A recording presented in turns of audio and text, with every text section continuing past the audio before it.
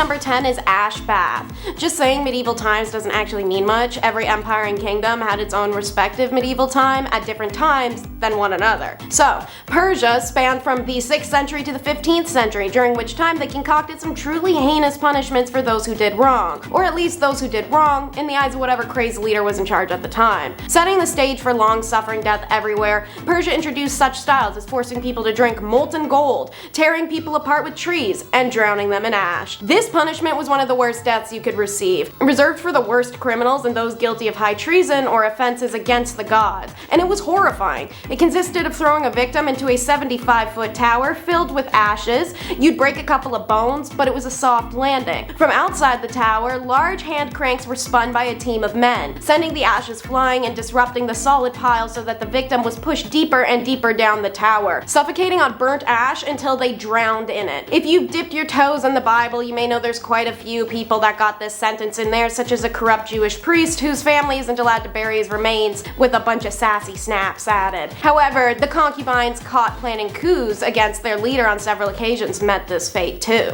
Punishment number 9 is the evil field. So medieval Rome is characterized by the break with Constantinople and the formation of the Papal State, with technically ongoing until its collapse, which marks the beginning of Europe's medieval period. On the topic of being buried while still breathing, the Romans also enjoyed dumping people into holes alive in their medieval times. One famous example is the Vestal Virgins, the priestesses of the hearth goddess Vesta who were sworn to chastity. However, should they break that chastity vow, they had a special acre of grass dedicated just to burying them alive. Like most deaths, Romans like to make a big show of it, and the Vestal breaking her virginity vow would naturally be the Sunday matinee. They had an entire little ritual. She'd be carried on a litter throughout the city in the nude until they reached the Campus Secularis, aka the evil field. There, an underground chamber awaited in which she'd be lowered into and sealed inside alive. There was only one ever known instance in Roman history where a Vestal Virgin wasn't slain for breaking her vows. That would be Julia Aquilia Severa, the wife, then ex-wife, then wife again, of Emperor Elagabalus. It's believed that Julia remained with him until they were killed in the year 222, but who's to say they put Julia in the ground after. Punishment number 8 is the finger cinch. China's medieval period was between the fall of the Han Dynasty in 220 CE and the fall of the Mongol Dynasty in 1368 CE. Famous in the Chinese feudal dynasty, this form of punishment was specifically made for the woman who did not obey her master's command. Master can be taken literally, should it be a concubine or a servant, but also figuratively like her parents or husband. The offenders have to put their fingers inside a specialized tool which look like interlocking combs. The device would then squeeze the fingertips, causing immense pain and loss of circulation. If the victim faints, ice water would be thrown on her as a wake-up call. The punishment would continue until the victim was deprived of all their strength. The device was prepared in every shape and size to crush the fingers of any female, so she may ultimately surrender to male prejudice. Punishment number 7 is the Four Witnesses. The Ottoman Empire was born very shortly, around 100 years at most, before the European medieval period started. As stated, it began when Rome broke from Constantinople, and thus it finished alongside the other European nations in the 16th century. How they punish adultery is akin to many cultures. Man cheats, no punishment. Woman cheats, world must be ending. The Ottoman criminal code did not distinguish between fornication and adultery. Zina was the word used for both, and both were unacceptable from a woman of any kind. And when caught in an alleged act of zina, in order to ensure the women were not wrongfully accused, the accusers were required to produce 4 witnesses of good standing that actually observed the act of intercourse as it was happening. Imagine that. You walk in on your wife in bed with your best friend. So you have to run yelling into the streets for 4 people to come right now and see them while they're still hurriedly dressing, so you have some chance of getting her punished. However, even if you do manage to pull off 4 witnesses,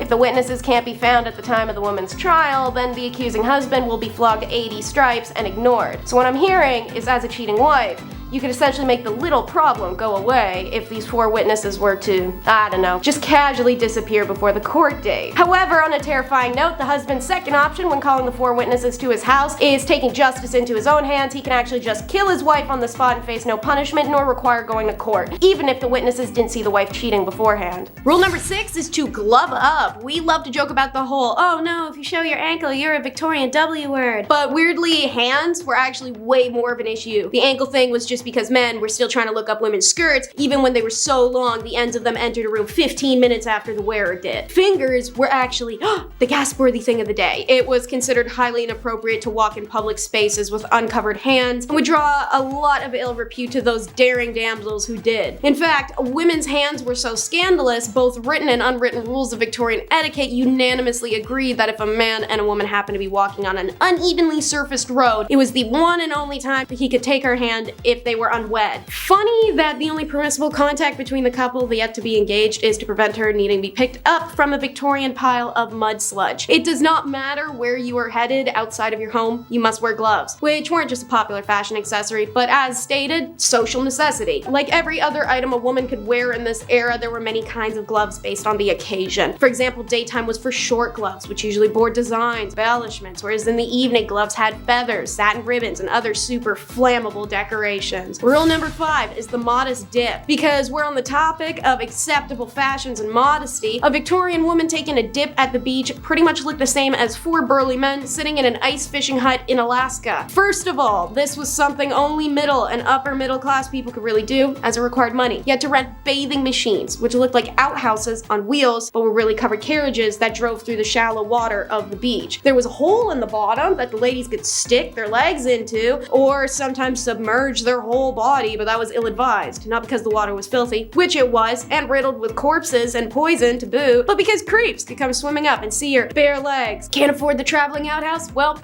no beach for you. Rule number 4 is wife sales, a real legal way to obtain a divorce in stuffy Christianized England. Divorce was unpopular, detested, and openly deterred in those days. Seeing as you were discouraged from intercourse with your partner, married them when you barely knew them, and could barely spend time alone with one another, it was a pretty popular request. You would have to sit listening to the clock tick and his nose being clogged but him not blowing it for the 444th night in a row while you disassociate staring into a fireplace. What the hell did people expect? Of course you want out. You don't even know his middle name. Attaining a divorce in the early 1900s was an expensive undertaking, however. So, those who couldn't afford the legal fee sometimes sold their wives to the highest bidder. It was often done with the full consent of the wife, who was usually bought by her family, a new lover, or a female friend. It was an amicable way to say, this was a mistake, get out of my house, good luck and prosper. Rule number 3 is no flirting. As stated, you were really not supposed to flirt, and flirting to the Victorians included eye contact, talking to one another, looking at another person, breathing their air, knowing their name. Maybe the last one is dramatic, but you get my point. You wanted someone, you had to wait until you met them 4 or 5 times, then you could look at them, run into them a couple more times, then maybe request a dance at a ball, and you get one of those a couple times, then maybe you get a sit-down chaperone visit, maybe a walk in the park, and a couple more ball dances. Then you can propose. But even then, a Victorian maiden could not be trusted alone with her fiancé lest her dainty, fluttering hand rest on the arm of her intended and cause an outburst that would inflame the fiancé's uncontrollable base lusts. Even after progressing through several stages of acceptable dating, aka the ball dancing, talking, walking together at a distance, if a man was invited to the woman's home, their acquaintanceship would still have to be under the watchful eye of a chaperone. Single women were never to indulge in behavior with a man that might lead to being kissed or handled in any way. This included strict inspection rules, because I kid you not, men were encouraged to inspect a woman back then. Like many of the stipulations that accompany shipping procedures. How romantic. If a man wanted to admire a necklace, the woman would have to remove it, hand it over for inspection. Under no circumstances was the item to be inspected while she wore it. Now I know where that flirting tactic came from, because guys, y'all love that whole jewelry admiring flirt, and it isn't subtle. And of course, during the chance encounters in one's club or in the park, staring boldly at someone you knew without acknowledging him or her, known as cutting, was the ultimate display of bad flirting manners in Victorian times. Guess they didn't like them bold back then. Rule number 2 is coming out. Not like that. Coming out in Victorian times meant a woman was tired of being in her parents' house, and if she wanted out of it, meant she had to go find a semi-tolerable guy whose house she could move into in return for a cool ring on her left hand. This had to be a whole big announcement, because to attend such events that a woman needed to meet a potential suitor, she required the explicit permission of her mother. Only after stating her intent could the chaperones be organized, because she can't go alone. Think of Bridgerton. Rich families might accompany the announcement with a series of parties or even a royal visit. Middle-class families might hold a celebratory feast. Lower-class families might not formally celebrate the announcement at all. Instead, the young woman just changed her appearance to show availability. This could be putting up her hair, donning a long dress, and accompanying family members to social events like church service, church dinners, festival balls. Coming out was best done during the in-season, a literal term. It meant the 4 months from April to July where the upper-class families up and down the country would send their teenage daughters to London. After flocking there en masse, the upper classes would congregate a series of balls and dances for the purpose of meeting, matching, and reproducing the next generations. At these events, the race was on to find someone with whom to make love. Again, this phrase of whose meaning has changed considerably over time. Making love in the Victorian age meant seeking out someone who might one day come to love you. This was done by eligible bachelors going up to girls' chaperones, giving them a little card, requesting a dance with her. Her dance cards would be stacked in cue order in which the men got their dances, and they were only allowed 3 per woman. End of the night rolls around and our maiden will choose if she liked a suitor and have her chaperone return the card to indicate, oh yeah buddy, it's on. Rule number 1 is how to travel, aka how not to have fun. Here's your duties when you're traveling as a Victorian lady. Listen up, take notes. Dress appropriately. This is usually a dress similar to the morning gown, lighter and easier to move around in, but most importantly plain and understated with few details. They would accessorize with dark leather gloves, straw bonnet, and of course a travel corset, which was apparently said to be much less restrictive. Pick your seat carefully. It was customary for a woman traveling alone to choose a seat either next to another woman or an elderly gentleman. Women traveling alone were seen as prime targets for pickpocketers and thieves. It was usually only done to poor women without chaperone options, but all women, rich or poor, were instructed to keep only a small amount of customary spending cash on their person and give the bulk of their dough to their driver or escort to keep safe. Speak when spoken to, as only men were allowed to spark conversation with a lady, never the opposite way around. Women were expected to respond politely and accept invitations to the refreshment saloon, even if they didn't want to go. That's because of the next rule. Never ever be rude while traveling, especially alone. It was imperative a woman act with the utmost class, even if being accosted by a persistent male passenger. But make sure you don't pester him. If a woman is traveling with a male companion, it's not appropriate to ask him such questions as, when do we get there? How far is it? You know you're making the wrong turn. Yes, you are. I know you are. I've been this way before. Look, that was the wrong way. How much time do you think that wrong turn added? Do you want to stop and grab something too? Yeah, no, strictly forbidden. Can't do that crap. But don't forget, you're also a babysitter to the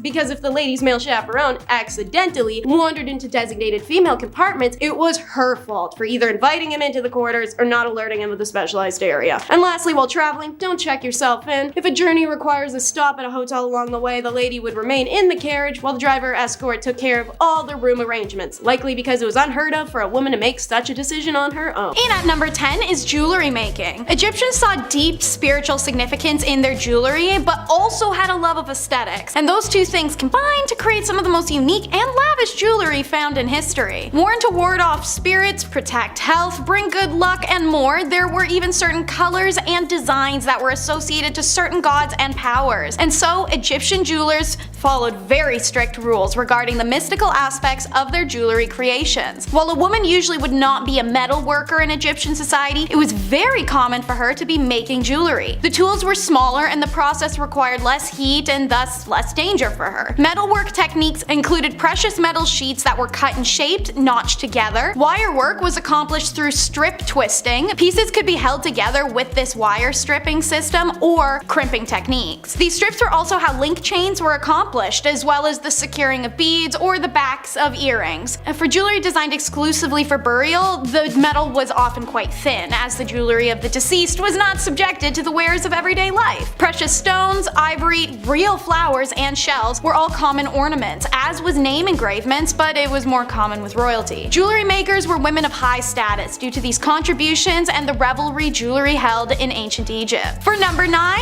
it's house vendors. Recognized as an ancient heritage profession and was at its most popular during time periods of ancient Egypt where women were restricted from going out when married. These vendors would roam neighborhoods with buckets and baskets of product for sale. Clothing, perfume, fabrics, snacks. Now, what was unusual is that the vendor was more often women than men, walking the streets alone, making these sales because many married women weren't allowed to go out walking the streets alone to make sales. You see the irony. Anyways, this profession found great popularity in single women, and many also were called upon to act as nurses in homes of the wealthy when needed. The career is named al-Dalala, but the idea itself has long been extinct with the freedom for Egyptian women to roam commercial districts. Number 8 is being a dancer. Ancient Egyptians loved their music and dance. They were celebratory, but also ritualistic at times. Farmers would dance to thank the gods for a good harvest. Dance groups would perform at banquets. People would go dance around the Nile in the lush season. The list goes on. Many men and women chose dance as a career, and it was a highly respected one. Dancing was considered an acceptable and normal part of life and even important to it. Most festivals were incomplete without it. In fact, dancing was such a revered career that dancers could start as a peasant and become a high status person from it, just like being a celebrity in the way that people would go to see them perform. Women at the time were even more revered for their grace, elegance, and acrobatics. This career had 7 types of dance: gymnastic, movement, pair dancing, imitative dance, which was like acting like animals, group dances like a historic cheerleading squad, dramatic dance was female exclusive and rested in illustration, war dances, grotesque dance, and then religious chant dances at temples, and lyrical dance, which was usually a depiction of lovers. Wig makers are number 7. Egyptians loved wigs for a reason that surprises many. It helped keep their heads cool. I mean, it also helped with hygiene and scalp pests and looking pretty, but the heat thing is what really gets folks. Many Egyptians had shaved or cropped hair, and the mesh-like base of a wig versus a headscarf allowed the body heat to still escape. And as said, wigs were also a great shield from lice or other invasive bugs. The hair used in the construction of wigs and hair extensions was always human and was either an individual's own hair or had been traded or bought. Hair itself was a valuable commodity ranked alongside gold and incense in a count list from the town of Kahun, which put emphasis on the popularity of wigs. When hair was collected for a wig, it was thoroughly combed and then sorted into lengths individually. The Egyptians invented a variety of hairdressing tools, and the wig makers would take the time to braid or coil the hair depending on the wig style, coating each with warm beeswax and resin fixative so that it would harden when cooled. The job itself isn't unusual, more so the booming industry it had. Wigs weren't worn to this extent anywhere else at the time, and while yes, they were functional against the sun, they were more so aesthetic than anything. Individual braid and extensions could also be attached to someone's scalp for aesthetics, the way that box braids, twists, faux locks, and many other ethnic hairstyles are accomplished today. Wigs were made in a type of factory setting. Archaeologists have uncovered the remains of wig factories, wig boxes have been found in tombs, and multiple mummies have been found with wigs or braided in extensions. Number 6, Belle Starr.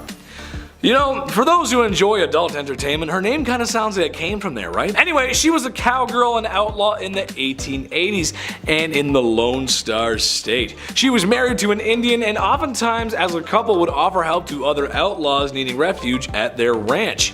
In 1883, her and her husband were caught trying to steal a horse, very RDR of them, and spent time in the old slammer. They continued their outlaw ways until it all went Dutch Vanderland, meaning it didn't go very well. One day, like any other good western, a stranger had come to the ranch, kind of out of nowhere, and gave Belle Starr a taste of the law. Just happened to be with a big iron. To this day, nobody knows what happened, who the stranger was, or why she was bang bang. No one knows. No one understands. It's crazy. There should be a movie about that. Big iron on his hip, all fancy. Anyway. Number 5, Mary Surratt. I actually didn't know this one, but perhaps maybe our American audience remembers. Some will recall a time when America was divided in twain. After all, a house divided amongst itself cannot stand. A certain top-hatted bearded president did his best to restore the Union. It took a lot of years and lives, but he managed to do it. However, some were still not pleased. A one John Wilkes Booth, to be specific, had to ask the president a leaded question, if you catch my drift. Well, after assassinating one of the most beloved presidents in American history, he needed to hide. You gotta hide after that.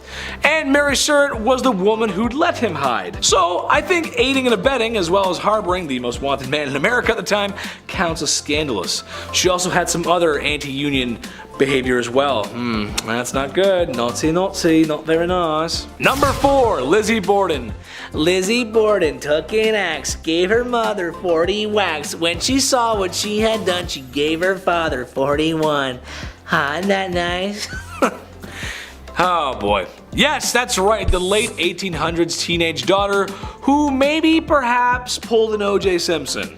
Nah, we're not sure. I don't know. Maybe she did not sort of brutally unalive her families.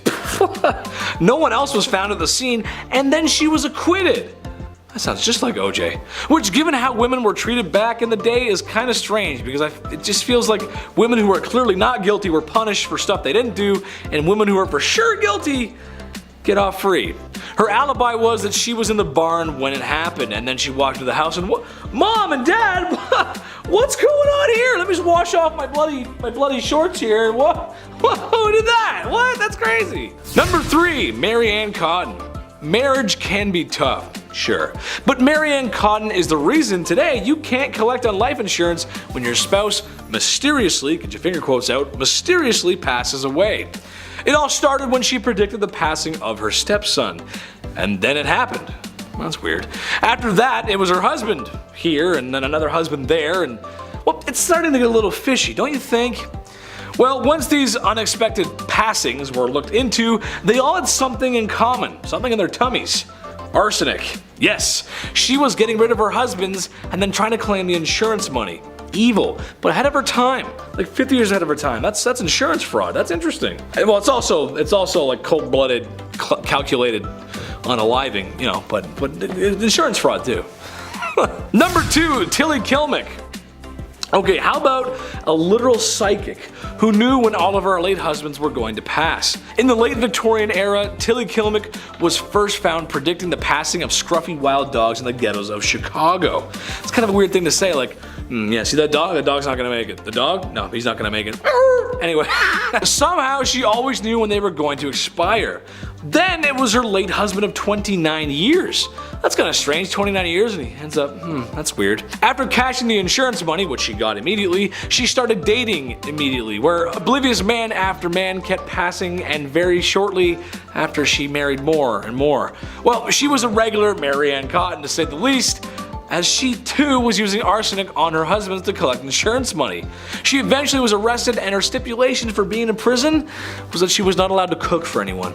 I think that's fair. That's good. Don't let her cook. That's a good idea. Number 1, ladies of the evening. Love them, hate them, or spend a lot of money on them in Vegas. That's Las Vegas, baby. The era was defined by them, especially in London. Whoo, baby. I mean, at night you really couldn't walk anywhere without a fair lass daintily waving her hand in hopes of luring in a customer, which wasn't really an issue given that bedroom-related sicknesses were at an all-time high.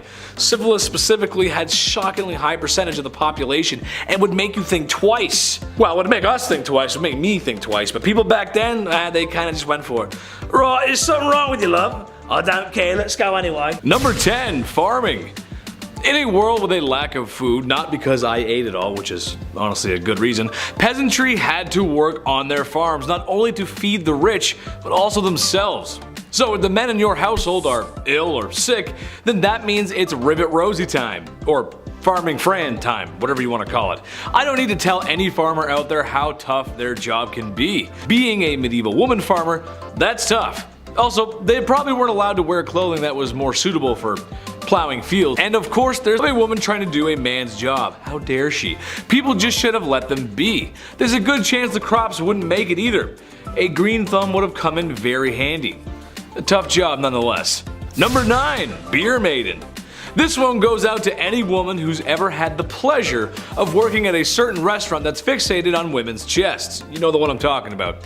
Or any woman who had the absolute pleasure of working at a golf course clubhouse. Keep your mitts to yourself, you filthy animals.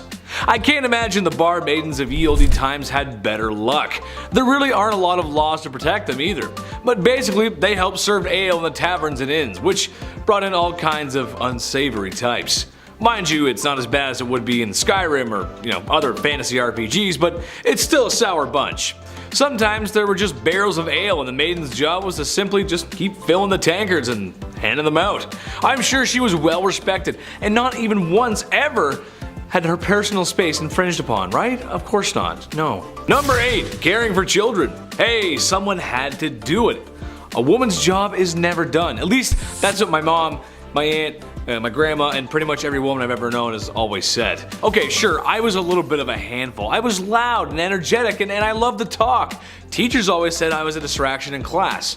Alright, maybe I was, and maybe I still am. Okay, I am. But at least the women caring for me had the modern amenities of the 21st century. A fridge full of fresh food, washing machines, cars, and a solid structure with 4 walls. So you can imagine if you had to deal with a kid like me back in ye olde times, just with none of the nice stuff that makes life today a lot of fun. Ye olde Chetty running amok. Oh mother, mother! Number 7. The streets.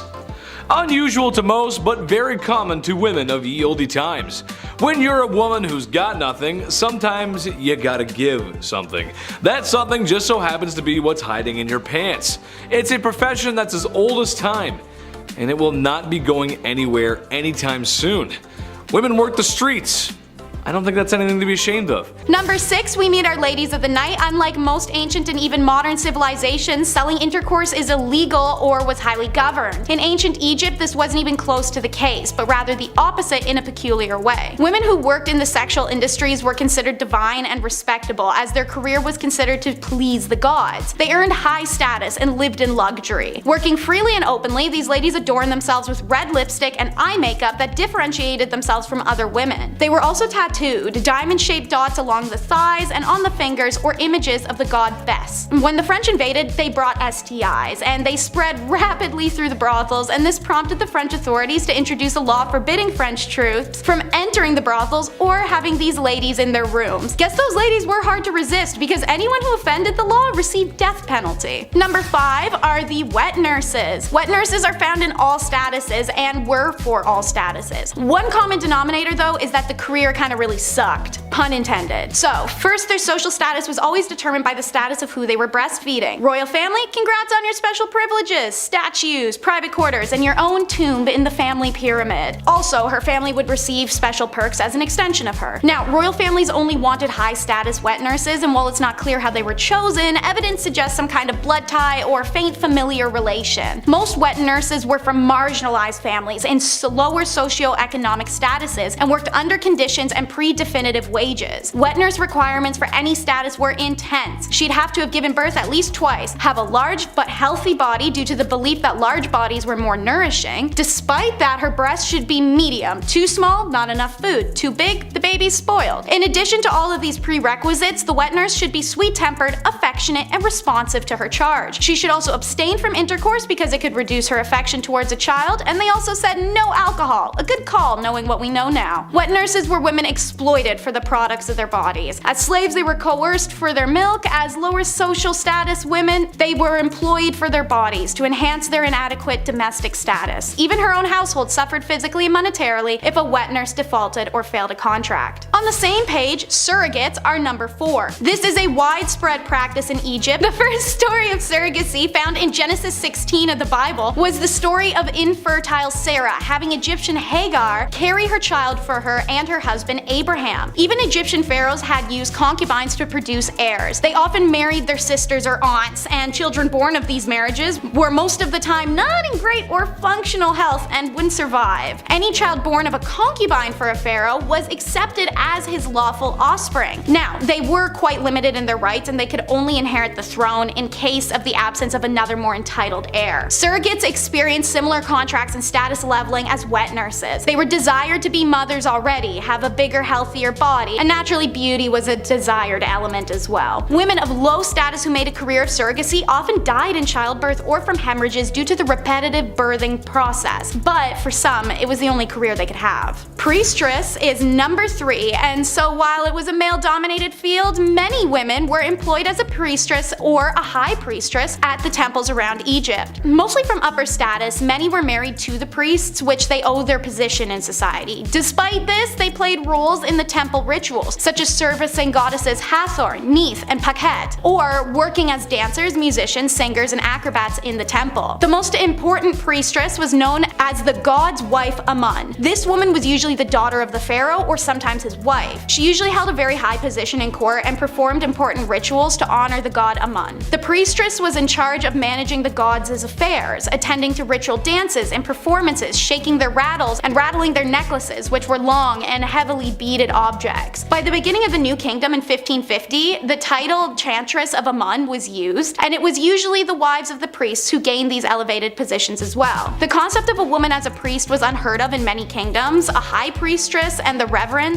and traditions of female gods being led by women were unusual to outsiders of Egypt, who oftentimes restricted most priestly activities to just men. Number 2 is professional mourners. Okay, so here's a weird one. Professional or paid mourning is an occupation not only found in Egypt, but in China, the Mediterranean, and Eastern Europe. This practice is literally paying a stranger to attend a funeral to lament, deliver a eulogy, help comfort the family, entertain, or lay on the ground wailing. There's some range here, depends on what kind of funeral you want to have. These paid mourners made ostentatious displays, messy hair and smudged makeup, wailing, pounding on the ground or their chests, throwing themselves about as they smeared dirt and sand all over their body while they screamed. It's a full spectacle. Now, another depiction of the paid mourners in Egypt is a little more chill. 2 women impersonating the goddesses Isis and Nephthys. They were believed to play a special role in someone's death. Most inscriptions of a funeral where they are present as paid mourners, they are on each side of the corpse and their bodies are fully shaved. These women also had to be childless and have a tattoo of either Isis or Nephthys' name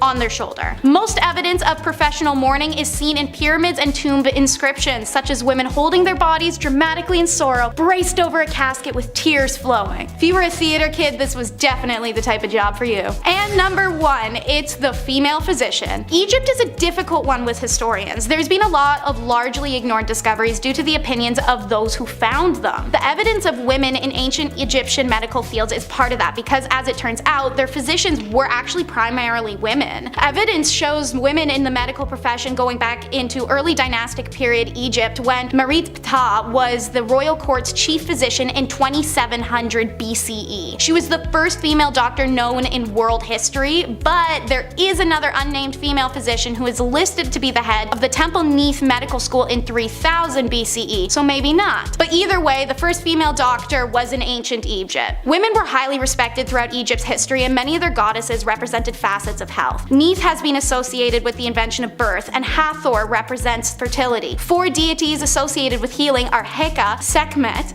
Serket, and Nefertum, which are all female. So, bizarre claims you may have heard that no women are involved in Egyptian medicine don't accord with the values of their civilization, which were incredibly equitable. By this reasoning, there were no women involved in anything of note anywhere in the world until the modern era, because history books make no mention of their contributions. But it's all up to say. Number 10, Queen Victoria.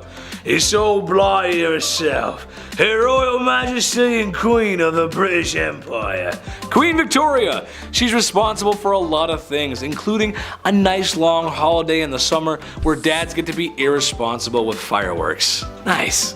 All fun jokes aside, she was the queen of the monarch, and she wasn't the worst queen ever, but during her reign, the British Empire had never really been stronger, as it took part in absorbing many smaller nations into the empire. And they didn't ask nicely, if you catch my drift. India, China, and a lot of parts of Africa. Africa had a rough time back then. It was pretty hard for that continent. They all felt the wrath of the Queen's expansionist fist. It's really sad, actually. Goddamn. Number 9, thieves. Times, specifically in Victorian London, weren't the best. It most certainly wasn't the cleanliest place on earth, and there were orphans asking for more porridge. I don't know. I didn't read the book, guys. Sorry. Lack of rights, social expectations and pressure, and a lot of double standards. Honestly, it just wasn't an easy time for women. Well, it shouldn't really come as a surprise, but thievery and pickpocketing were often done even by women though. I mean, what choice do you have at that point? The idea of ladies was so ladylike or elegant that it wasn't possible, or at least people thought it wasn't possible, that they could be criminals. What a backhanded compliment. What, a woman a criminal? I certainly don't think so, sir. It's not possible. It's very possible. There are tons of thieves and pickpockets. That's just ridiculous. Number 8, Jane Toppin. Take a trip with me to Boston. We can see Bunker Hill, Old North Church, and Faneuil Hall. Ooh, cool.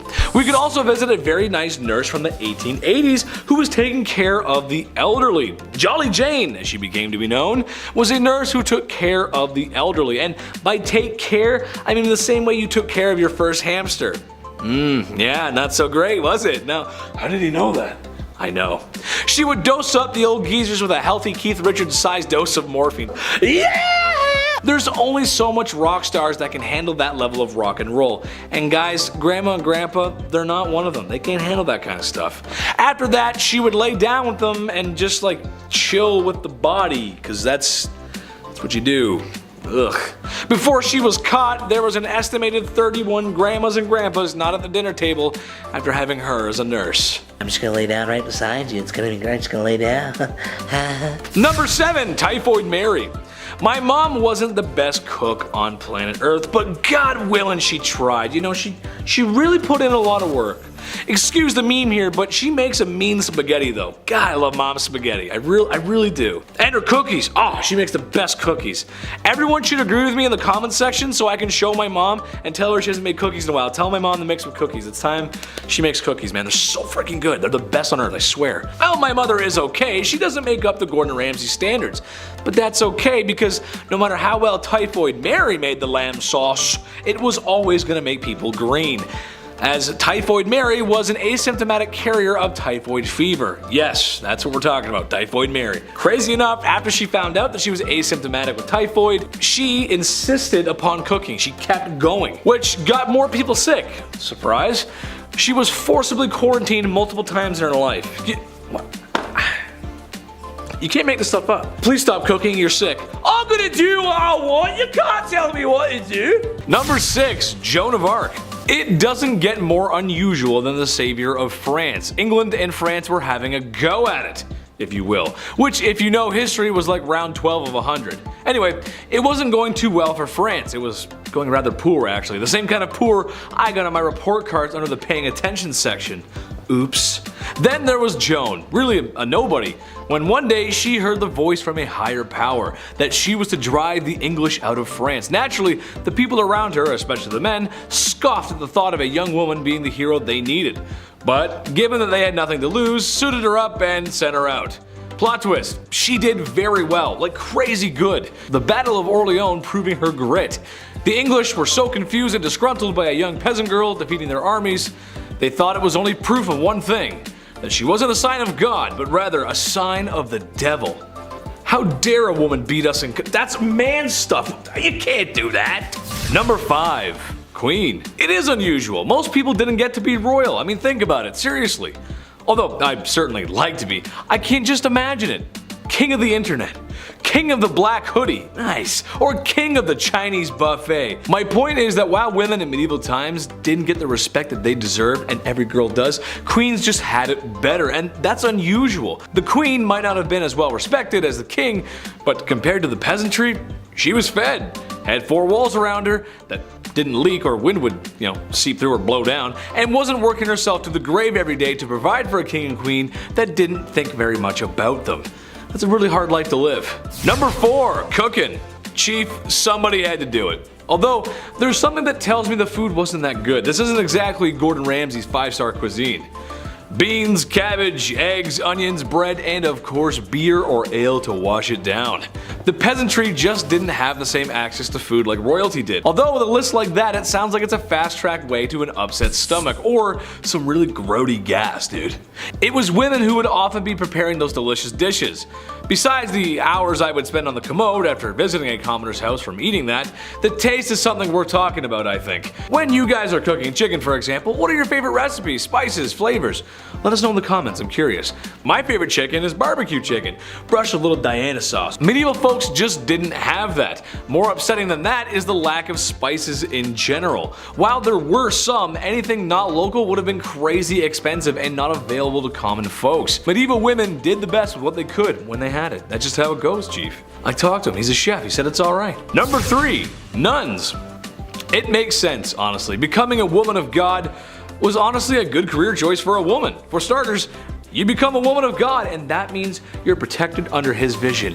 Thank you, Jeebus. And people need that back then, seriously. Secondly, it would also give you a place to live. Some nuns stayed in one town and others traveled where needed, staying in monasteries and convents where it was possible, and probably more comfortable than living in the mud and stone huts that the serf women were living in.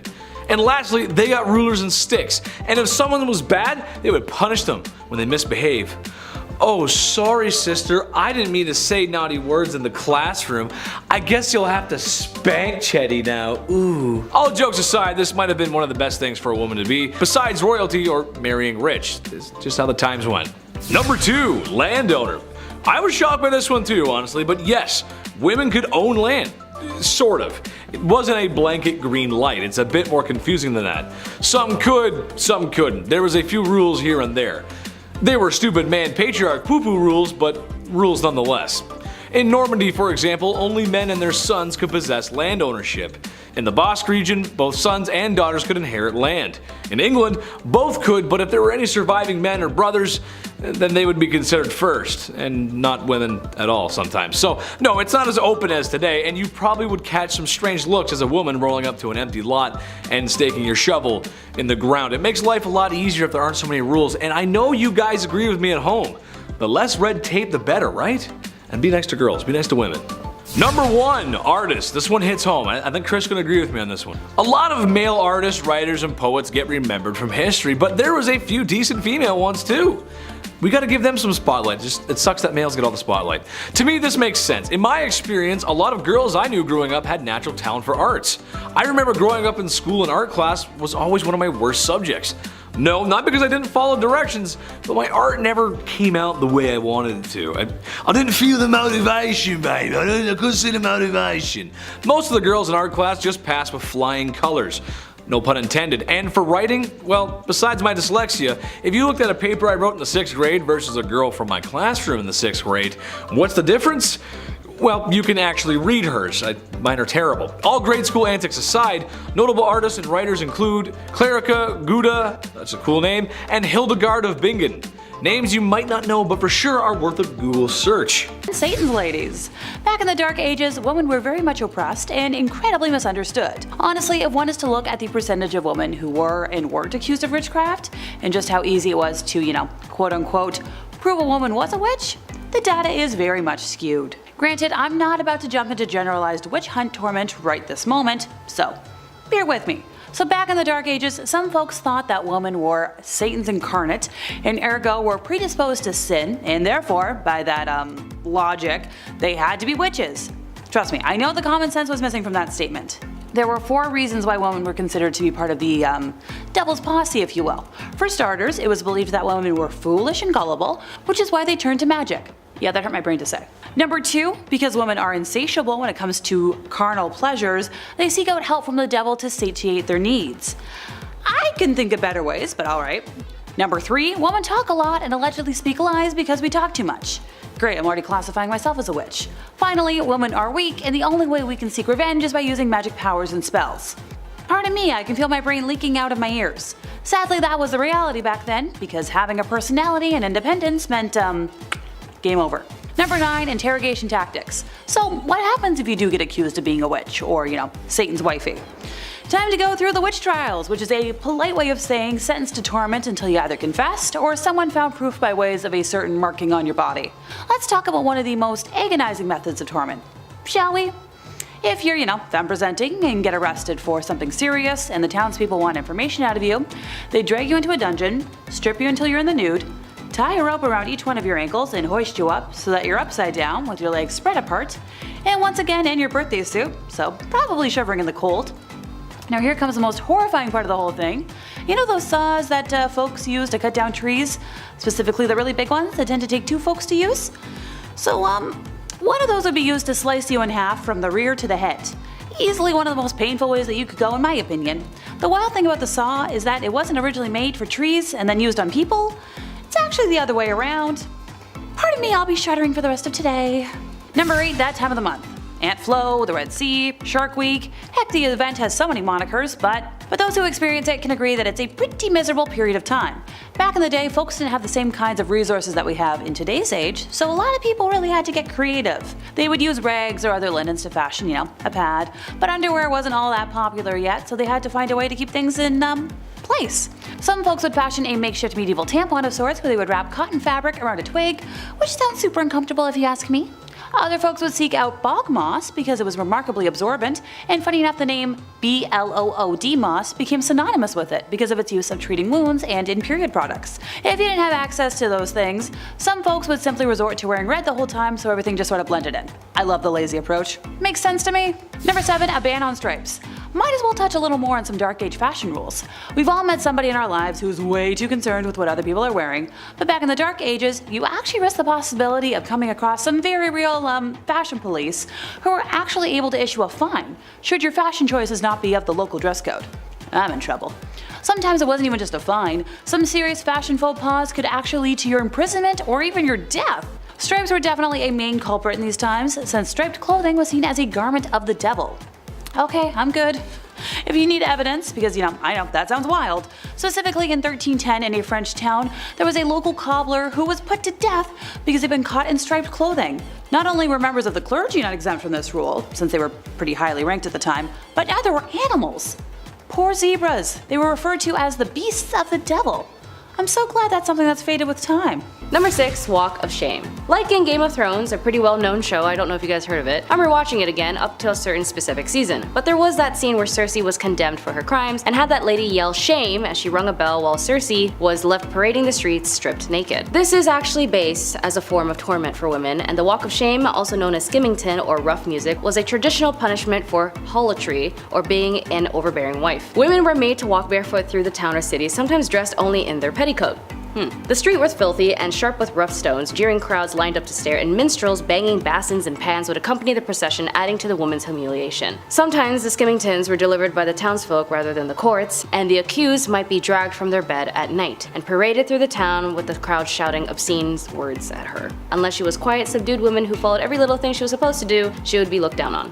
Number 5, status degradation. Status degradation still persists today, and it's been used as a formal punishment throughout history. Under the Roman Emperor Augustus, who reigned from 27 BCE to 14 CE, a woman guilty of adultery could lose several rights as a citizen and suffer a financial burden. Noble women in the Kingdom of Korea during the Chosun dynasty faced a similar degradation of their social status if they were found guilty of adultery or if they just remarried. Adulteresses were stripped of many of their rights and privileges once they were demoted to low-born statuses, and the descendants of widows who remarried were barred from holding office. As serious as these punishments may seem, some high-status women who committed adultery in the Chosun dynasty faced even graver punishment, which is death. Number 4, pricking and scratching. Another form of torment women had to endure as a type of punishment relates back towards one of the biggest torments women had to face during the witch trials. Witch hunting books and instruction pamphlets, yes, they had an IKEA manual on how to prick a witch. It noted that marks were insensitive to pain and they couldn't bleed. So they would make these specifically designed needles to repeatedly stab and prick at the accused flesh until they discovered a spot that produced their desired results. So basically they would just keep poking you with needles until there was an area on you that just didn't bleed. They even had a job position for this called professional prickers, which many of them would be con men using dulled needles points to identify fake witch marks. Alongside the pricking was the scratching, where they would scratch the supposed victim. So if a victim scratches the accused witch with their fingernails and drew blood and their symptoms of being possessed stopped, then somehow that person that they scratched was a witch. Number 3, tar and feathering. When I first heard about tar and feathering, it was in a cartoon where the characters would use tar and then feather the characters they wanted to make a fool out of. Tar and feathering originated as a punishment that dates back to Richard I of England. The practice of tarring and feathering was exported to the Americas, gaining popularity in the mid-18th century. Throughout the 1760s, it saw increased usages as a means of protesting the Townshend Revenue Act and those who sought to enforce it. For women, they'd also tar and feather as a form of embarrassment. In a news article in 1906, consisting of 4 young married women from the East Sandy, Pennsylvania, corrected the alleged evil conduct of their neighbor, Mrs. Hattie Lowry. 2 women held Mrs. Lowry to the floor while the others 2 smeared her face with stove polish until it was completely covered, and then poured thick molasses on her head and emptied the contents of a feather pillow over molasses. The women then marched the victim to a railroad railroad camp tied by the wrist, where 200 workmen stopped to watch the spectacle. After parading Mrs. Lowry through the camp, the women tied her to a large box where she remained until a man released her. They did this because they wanted to be part of a vigilant committee which exercises the right to take up the law in their own hands. Reason why they did that to her, though, is still unknown. Justice for Mrs. Lowry. Number 2, amputation. Although it may not seem to be as creative as the other instruments of torture on this list, amputation packed a painful and permanent punch. The body of an ancient Chinese woman from about 3,000 years ago have been found with an amputated feet but in otherwise good health, and all signs point to an ancient Chinese punishment called yue, which was used for over 500 different offenses, including cheating and stealing. In ancient Egypt and the Byzantine Empire, a different type of amputation was common: nose amputation, called rhinotomy, which was a punishment for adulterous women, though it was also used as a punishment for various crimes in medieval and ancient times elsewhere. However, the adulterous man might escape with a less severe punishment like a fine or a beating. Number 1, burnt to death. Although it is noted that the most famous form of torment and method of getting rid of a witch was to burn her or burn them by the stake, but this was more common in Europe during the very early 1300s to the end of the 17th century. In England and most of their colonies, the witch trials would go on like every other crime, and when someone was convicted of witchcraft, typically they would be hanged. But with the burning alive, that was more specifically used in Europe, especially in Scotland. Women accused of witchcraft and communing with the devil would be burnt, but it was also a common punishment for treason or heresy. A woman might have her limbs covered in tar, as well as being made to wear a tar-soaked dress and bonnet, and she would then be tied up by the neck on a barrel and the fire would be lit. She would be simultaneously burnt and hung in a blazing inferno, or they wouldn't bother to hang her, instead placing a bundle of twigs around her feet so she would be consumed in a sheet of fire and burnt alive. Notably, another famous person who was also in this unfortunate spectacle was Joan of Arc. Number 10, drowning. Drowning as a form of punishment was not a common practice in ancient Egypt, at least as far as historical records and archaeological evidence indicate. The ancient Egyptians had a legal system with various forms of punishment, but the various methods were typically less severe than drowning. But in records of the Code of Hammurabi, which was one of the oldest and known legal codes in human history, it provided a comprehensive set of laws covering a wide range of aspects of daily life, including civil, criminal, and commercial matters. One of the most famous aspects of the code is the principle of an eye for an eye, a tooth for a tooth, which laid out specific punishments for various offenses. Mentioning drowning if there was adultery with a neighbor's wife, or if you had intimate relations with your daughter-in-law, more or less these punishments would go both ways, but interestingly enough, the laws depended on the person. Number 9, disinheritance. In ancient Egypt, inheritance and property rights were complex and evolved over time, with some variations depending on the specific period and social status of individuals. Generally, women did have rights to inherit property, but there was significant differences between men and women in terms of inheritance. During the early dynastic periods, women had relatively more rights and they could inherit and own property. However, as the society became more stratified and centralized with the rise of the pharaonic state, inheritance laws became in favor more for males. By the time of the Middle Kingdom, women's rights to property and inheritance were gradually eroded. Property, especially land, was usually passed from father to son. Women could gain property through marriage contracts, dowries, or gifts, which they could then pass on to their children. But if they lose their inheritance, so do their children. Thankfully, there was legitimate ways of structuring a will, making unequal distributions of disinheriting a person so to minimize challenges which do not involve corporal punishment. These include a gift conditional upon the recipient not challenging the will, a no contest clause diverting assets outside the will by writing a life insurance policy into trust, or passing assets through the will to a secret trust. Number 8, banishment. In ancient Egypt, as in many ancient societies, the legal system was complex and the punishment for various offenses could vary depending on factors such as the severity of the crime, the societal status of an individual involved, and the time period in question. Banishment was one possible punishment, but it was not the common form of punishment. Banishment in ancient Egypt was being expelled from a community or city was generally used for serious offenses or crimes. It was a severe punishment because it meant the individual was cut off from their community and likely left to fend for themselves in the harsh environment outside settled areas. And for women, it was typically a rare occurrence as the legal system in ancient Egypt was based on the code of law that changed over time, and evidence suggests that women could be subjected to various forms of punishments for their crimes, including banishment. Number 7, punishment. More commonly, punishments for women in ancient Egypt might have included fines, corporal punishments, or forced labor. For serious crimes, especially those that threatened the social order or involved treason, more severe punishments like execution might be applied,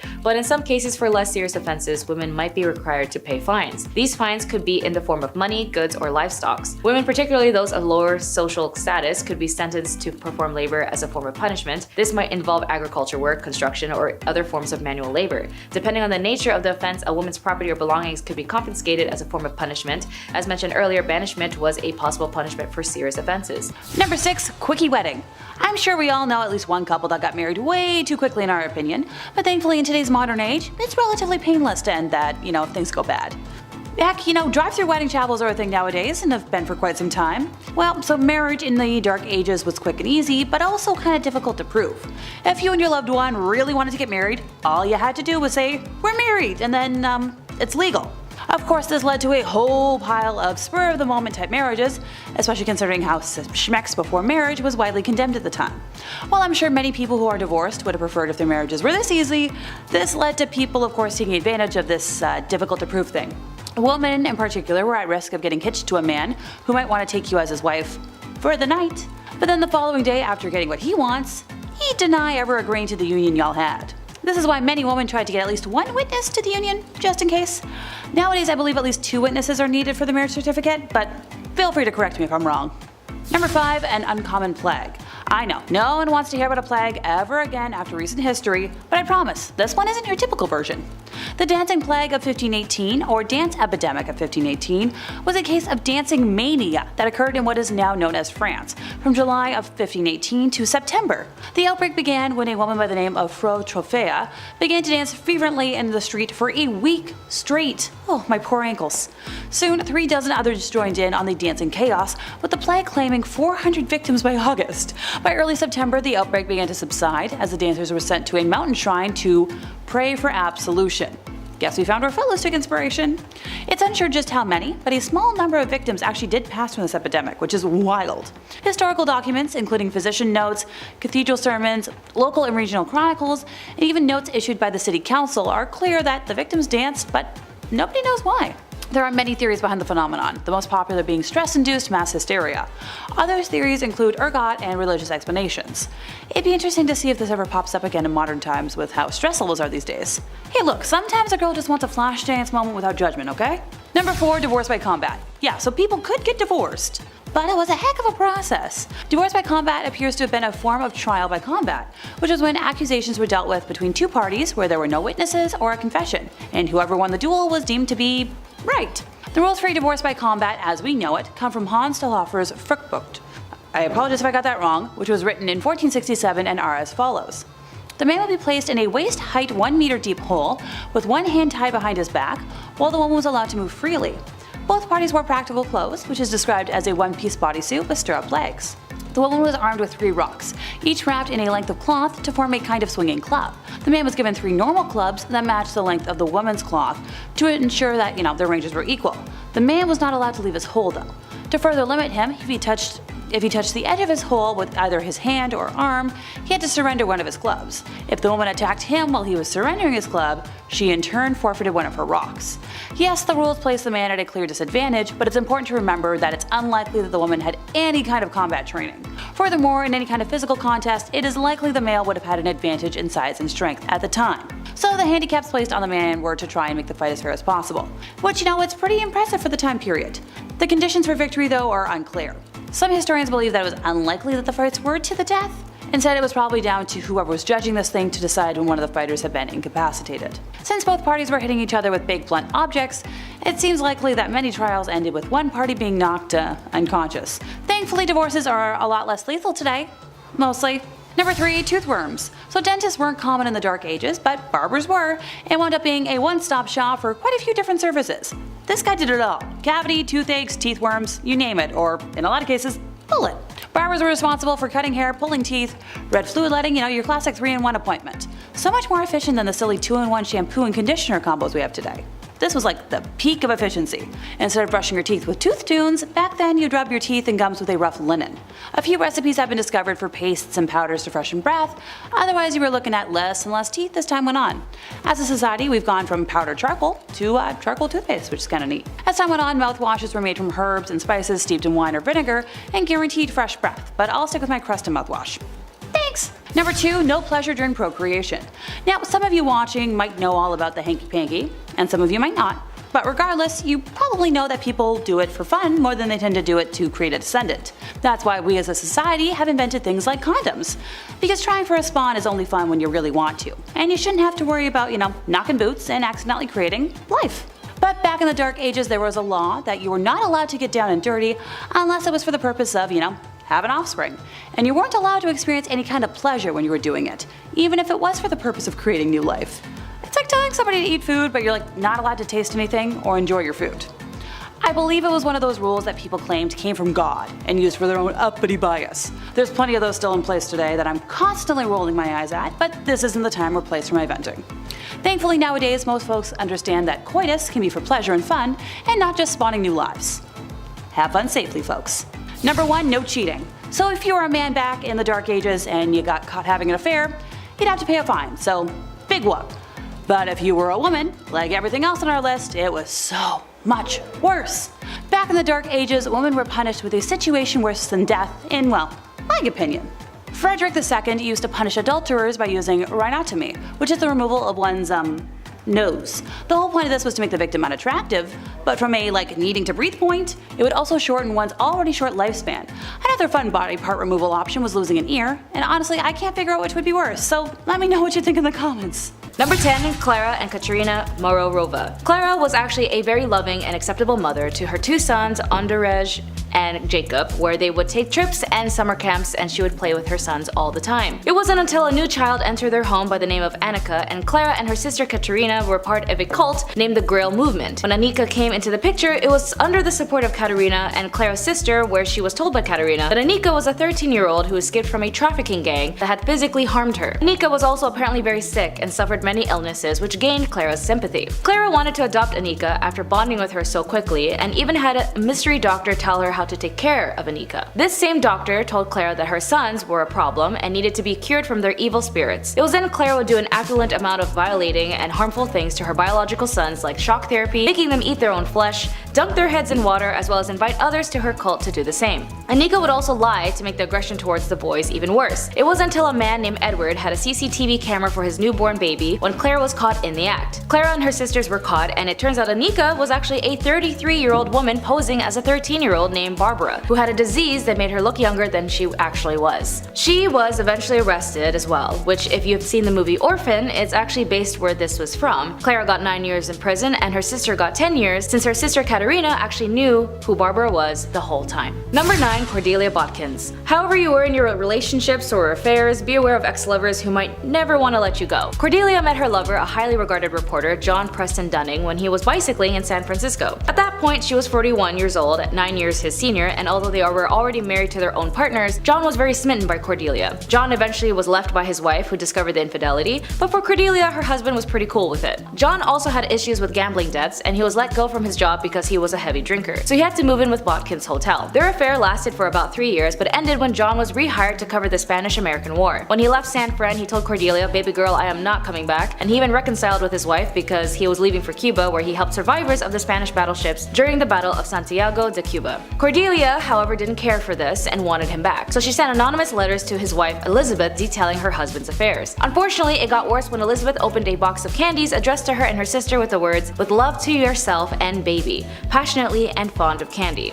Elizabeth and her older sister died from arsenic poisoning, and their father was able to decipher their handwriting from the previous letters to Cordelia, and Cordelia went to life imprisonment. Number 8, Mary Sue Hubbard. It was always in the 1950s where a lot of crap happened that led us to the chaos we know today. And for Mary Sue Hubbard, she is also known as the wife of the founder of Church of Scientology, Ron Hubbard. She was sentenced in the federal court in the 1980s to 4 years in sentence prison for her role in the conspiracy to plant church spies in government agencies, steal government documents, and bug at least one government meeting. She told U.S. District Judge Norma Holloway Johnson that she sincerely and publicly apologized for her actions. Johnson ordered Hubbard, who had been freed pending appeal for her 1979 conviction in the case, to turn herself into the federal officials in 3 weeks, to begin serving her sentence. Hubbard, who lived in Los Angeles at the time, was the last of 11 church leaders who were indicted in the conspiracy in August 1978 to go to prison. The indictments came after the FBI raided the church headquarters back then in Los Angeles in 1977, and the raids were said to be the largest ever conducted by the FBI at the time.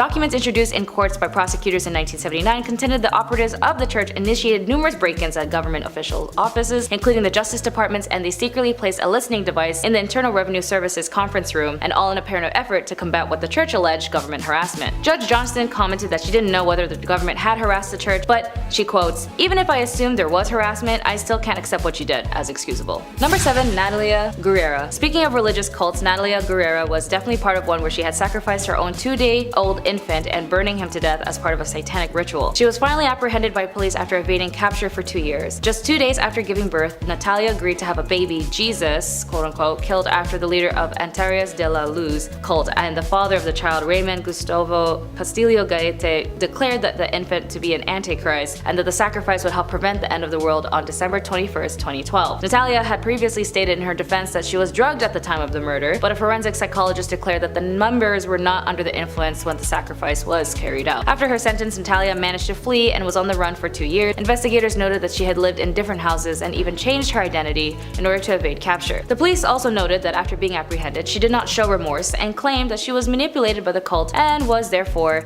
innocent. Number 6. Beatings. In ancient Egypt, like in many ancient societies, corporal punishment, including beatings, could be a form of punishment for women, particularly for offenses that were considered serious or morally reprehensible according to the prevailing nature and culture and legal norms. It's important to note that the application of punishment varied depending on factors such as societal status and specific time period and the region within ancient Egypt. Corporal punishment such as whipping, beating, or other forms of physical punishment could be administered for various offenses. This might be more common for crimes like theft or adultery. Examples would be like switches, flexible branches, or vines could have been used for beatings. They would be capable of inflicting pain without causing severe injury, as wooden paddles with a flat surface could also be used for beating as well. They would also have been effective in delivering blows to specific areas of the body, and the simplest form of beating would be involved with the hands and fists. This method would also be easily accessible and wouldn't have to require any specialized tools, as well as whips, sticks, and rods. Number 5. Strangulation. Now for the more morbid section on this list, although stoning may seem like a common thing in this era as a form of capital punishment, whereas an individual is pelted with stones until death, actually was not common associated with ancient Egyptian legal practices based on available historical and archaeological evidence. The primary method of execution in ancient Egypt was typically strangulation or impalement. Stoning as a form of capital punishment is more commonly associated with other ancient cultures in the region, such as ancient Mesopotamia or parts of the Levant. In these societies, stoning was indeed known as a form of capital punishment for various offenses, including adultery. Strangulation was one of the most common methods of execution in ancient Egypt. It was typically used for serious offenses and could be applied for both men and women. In cases where capital punishment was deemed necessary, strangulation was a method employed to carry out the sentence. Number 4. Lacerations. When it comes to corporal punishments, as I mentioned above, those who do commit adultery might deal with the consistency of beatings or lacerations. Texts speak of thrashing with a wooden stick, give 10 to 20 to 50 to 100 or even 200 times. They also mention branding and mutilation of the nose and ears. Tomb reliefs often show beatings of people, but in most cases these are private coercions of subordinates,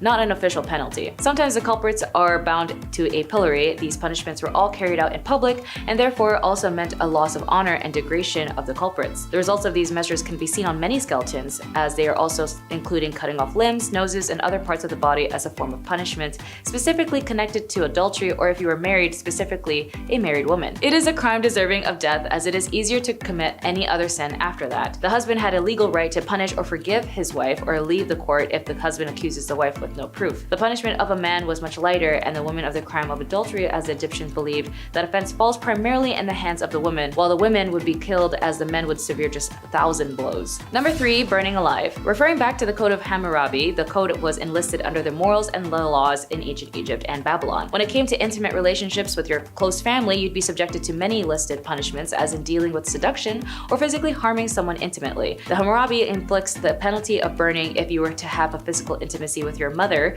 but since this was ancient Egypt, unless you were royal who needed to pull an Oedipus complex to maintain your rule and connection to the monarch position, it wasn't something looked down on but normalized, as this is a civilization that needed a monarch rule at all times to guide the nation, but it is good to note that it was a typical Western interpretation that this era was prone to burning alive people, when the irony was that the Europeans burning women, being witches, or even more heresy, were more burned. Number 2. Head be gone. The ancient Egyptians set harsh punishments for those accused of treason or corruption. The death penalty was usually applied by impalement, thumping, or a 100-fold fine, and this applied to both men and women. The decree also referred to the death penalty for someone who steals an animal belonging to the temple and and transfer it to another party, while confiscating the property of the thief in favor of the stolen temple. The ancient Egyptians distinguished between the stolen goods and bear the attribute of holiness and considered it a religious crime that requires execution, and those stolen goods that do not affect the sanctities, settling for the penalties of beating and the fine for the theft 100 times of the value of the stolen items. Number 1.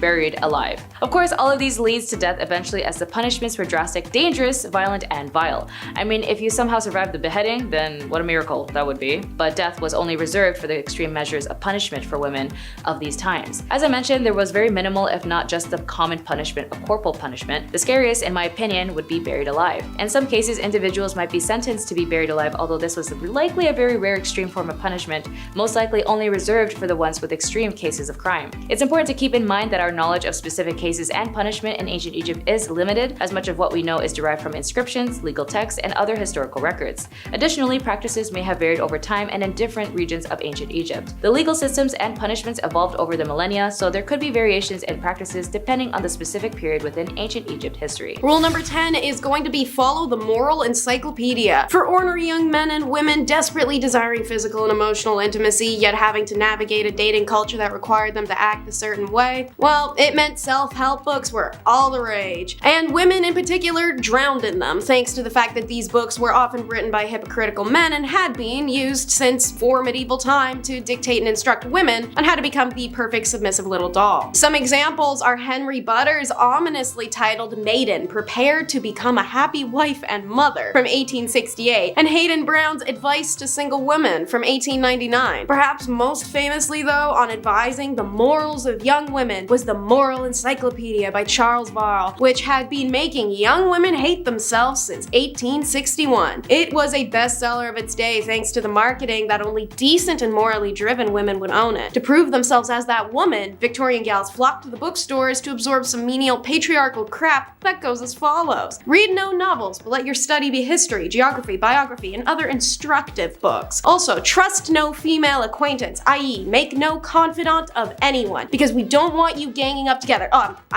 Possibly breaking your feeble tongues, having a conversation. Oh, and if you get a pimple, expect nobody to ever love you again. To quote, remember that whereas the character of a young lady is considered angelic, and blemish in it would withdraw the respect men have for you. Rule number 9 is to follow a handbook of etiquette for ladies. Following on a similar sales tactic of gaslighting, only perfect and honorable women know all the rules of etiquette. Oh, you don't? Oh, well, that's such a shame. Now you lose all your honor. You know, though, I can help you out. It's pretty convenient that right here behind me, I have this book I wrote and it has all the rules. I mean, I can give it to you so you can restore your honor if you give me like $30, I don't know. So, what's in this immensely popular bestseller from the 1860s that bullies women? Well, I'm so glad you asked. First up, keep that bling to a minimum, mamas, as you should never wear mosaic gold or paste diamonds. They are representative of a mean ambition to appear what you are not, and most likely what you ought not to wish to be. You got a problem with that? Well, sucks. Pipe down, because it's better to say too little than too much in company. Let your conversation be consistent with your gender and age. Don't forget to never talk about yourself either, as such discussions cannot be interesting to others, and the probability is that the most patient listener is laying the foundation for some tale to make you appear ridiculous. If you do open your mouth and your choice is to be a dirty joke, girl, BFF, because a double entendre is detestable in a woman, especially when perpetrated in the presence of men. No man of taste can respect any woman who's guilty of it. Oh, my personal favorite. Did you break something while a guest in someone else's house? Nah. As a lady, you can't do that. It's not possible. Pretend like nothing ever happened. Don't own up to it and gaslight your host. If at another's house, should you break anything, do not appear to notice it. Your hostess, if a lady, would take no notice of the calamity, nor say, as is sometimes done by ill-bred persons, oh, it is of no consequence. Rule number 8 is having a dress for all occasions. Should you not? Well, that's not proper etiquette. As a middle or upper middle class Victorian woman, your job was to spend your day like a Bratz doll, changing every few hours. This is because of the strict etiquette of the time, which dictated that certain dresses were for certain activities, which meant you had to plan your errands around your outfit changes that made it possible for you to run your errands. Isn't that fun? Women would start with the morning time dress, which was relatively comfortable by Victorian standards. However, for us, it would still feel like wearing an iron-reinforced tube sock on our entire body. It was simpler in appearance and designed for only the home. Want to take a stroll in the park? Out of the morning dress and into the walking dress. The skirts are shorter by several inches and didn't have a train, so they weren't dragging a leaf pile behind them as they went. The materials were usually rich in color and pattern to be admired amongst the greenery. When women returned home from their daily walk, they would change into dress number 3, or the afternoon dress for receiving visitors or visiting others. The skirts had a longer train and the neckline was usually a little lower. After some visiting time, dress number 4 gets whipped out for dinner, and it was the most formal of all casual dresses. Usually silks, satins, velvets, exactly the type of precious material you want to spill food on. Ball gowns weren't for regular wear, but they were required for fancy occasions, so you had to own them too. Rule number 7 is to mourn properly. Another dress all women owned was an all-black morning dress. They kept these bad boys on lock for whenever someone died, which was arguably something to look forward to in the Victorian era. Thanks to Victoria being the most extraordinary and dramatic woman of all time when her husband Prince Albert died in 1861, and she spent a bajillion years dressing like a vampire and wearing black mantillas, it set this bizarre fashion and mourning standard that metamorphosized into literal rules. If one was to ignore these rules, it was seen as incredibly offensive to the deceased. Self-help books dedicated to making men and women better at exerting dramatic woe were pretty common to see on bookstore shelves. So, a mourning rule for women was should her husband die, the widow was expected to mourn for no less than 2 years, while mourning for parents and offspring only lasted a year. Relatives such as grandparents and siblings would only get 6 months. They dole it out like family inheritance. It's a little weird. Queen Victoria had favored black crepe, and it became one of the only fabrics that was permissible for mourning clothing. Luxurious silks and satins weren't permissible, only itchy and abrasive materials that chafed the sadness right into you. Women would often wear merino or cashmere instead. No jewelry or ornamentation was permitted unless it served a functional purpose like a button or a clasp, or unless it was a bunch of the deceased's hair and teeth braided in a pattern together in the jewelry. Don't forget your big black hat and grandma's doily tablecloth you dyed black to throw over your face and body. Enjoy looking like a corpse for 2 years. Number 6, Eileen Wuornos. Eileen Wuornos was a convicted serial killer as she targeted only men as an adult worker. She had up to 7 victims and would target specifically motorists, men who would meet her on the road as she acted as a hitchhiker. She was incarcerated at the Florida Department of Corrections BCI death row for women, and she tried to appeal to the US Supreme Court, which was later denied. At that point, she dismissed her legal counsel and terminated all pending appeals. She then would go off to say, in quotes, "I killed those men, I robbed them as cold as ice, and I'd do it again. There is no chance in keeping me alive or anything because I'll kill again, and I hate crawling through my system. I am so sick of hearing this she's crazy stuff. I've been evaluated so many times, I'm competent, sane, and I'm trying to tell the truth. I'm the one who seriously hates human life and would kill again." After extreme mistreatment she suffered while imprisoned and the inhumane management given to her by the officers, in her final interview she expressed to the media in quote, "You sabotaged me, society, and the cops, and the system. An attacked woman got executed and was used for books and movies and so on." Her final on-camera words were, "Thanks a lot, society, for railroading my ass." She was later executed by lethal injection. Number 5, Patricia Krenwinkel. As of 2022, Patricia Krenwinkel, now 74, was convicted of 7 counts of first degree in August 1969 for the Manson family attacks that left 7 people dead. She was also known as the Manson Girl when she was arrested in Mobile, Alabama. It was during the summer of 1969 where Charles Manson ordered his members to end the lives of 7 people in Los Angeles, including actress Sharon Tate. During the trial, Patricia Trial's attorney, Paul Fitzgerald, suggested that although her fingerprints were found inside the Tate home, she might have been an invited guest or friend. Seemingly unfazed by the possibility of a guilt verdict and a death sentence, Patricia reported spent much of the trial drawing doodles of devils and other satanic figures. All during the trial, she remained loyal to the Mansons and the family. Demonstrated of this unity included walking hand in hand with Atkins and Van Houten, singing songs written by Manson, as well as shaving their heads and carving a giant X on their foreheads. Number 4, Sarah Aldrete. Sarah Maria Aldrete Villarreal is a Mexican alleged serial killer who was convicted for supposedly heading a drug smuggling and human sacrifice cult with Adolfo Costanzo. The members of the cult, dubbed by the media the narco-satanist, called her the godmother, with Costanzo as the godfather. In 1989, the killings grew more frequent and gained attention when American tourist Mark J. Kilroy, a University of Texas student on spring break, was abducted. Costanzo's, Aldrete, and the rest of the cult went on the run when detectives discovered their shrine. They found human hair, brains, teeth, and skulls at the site. Eventually, the police found their hideout.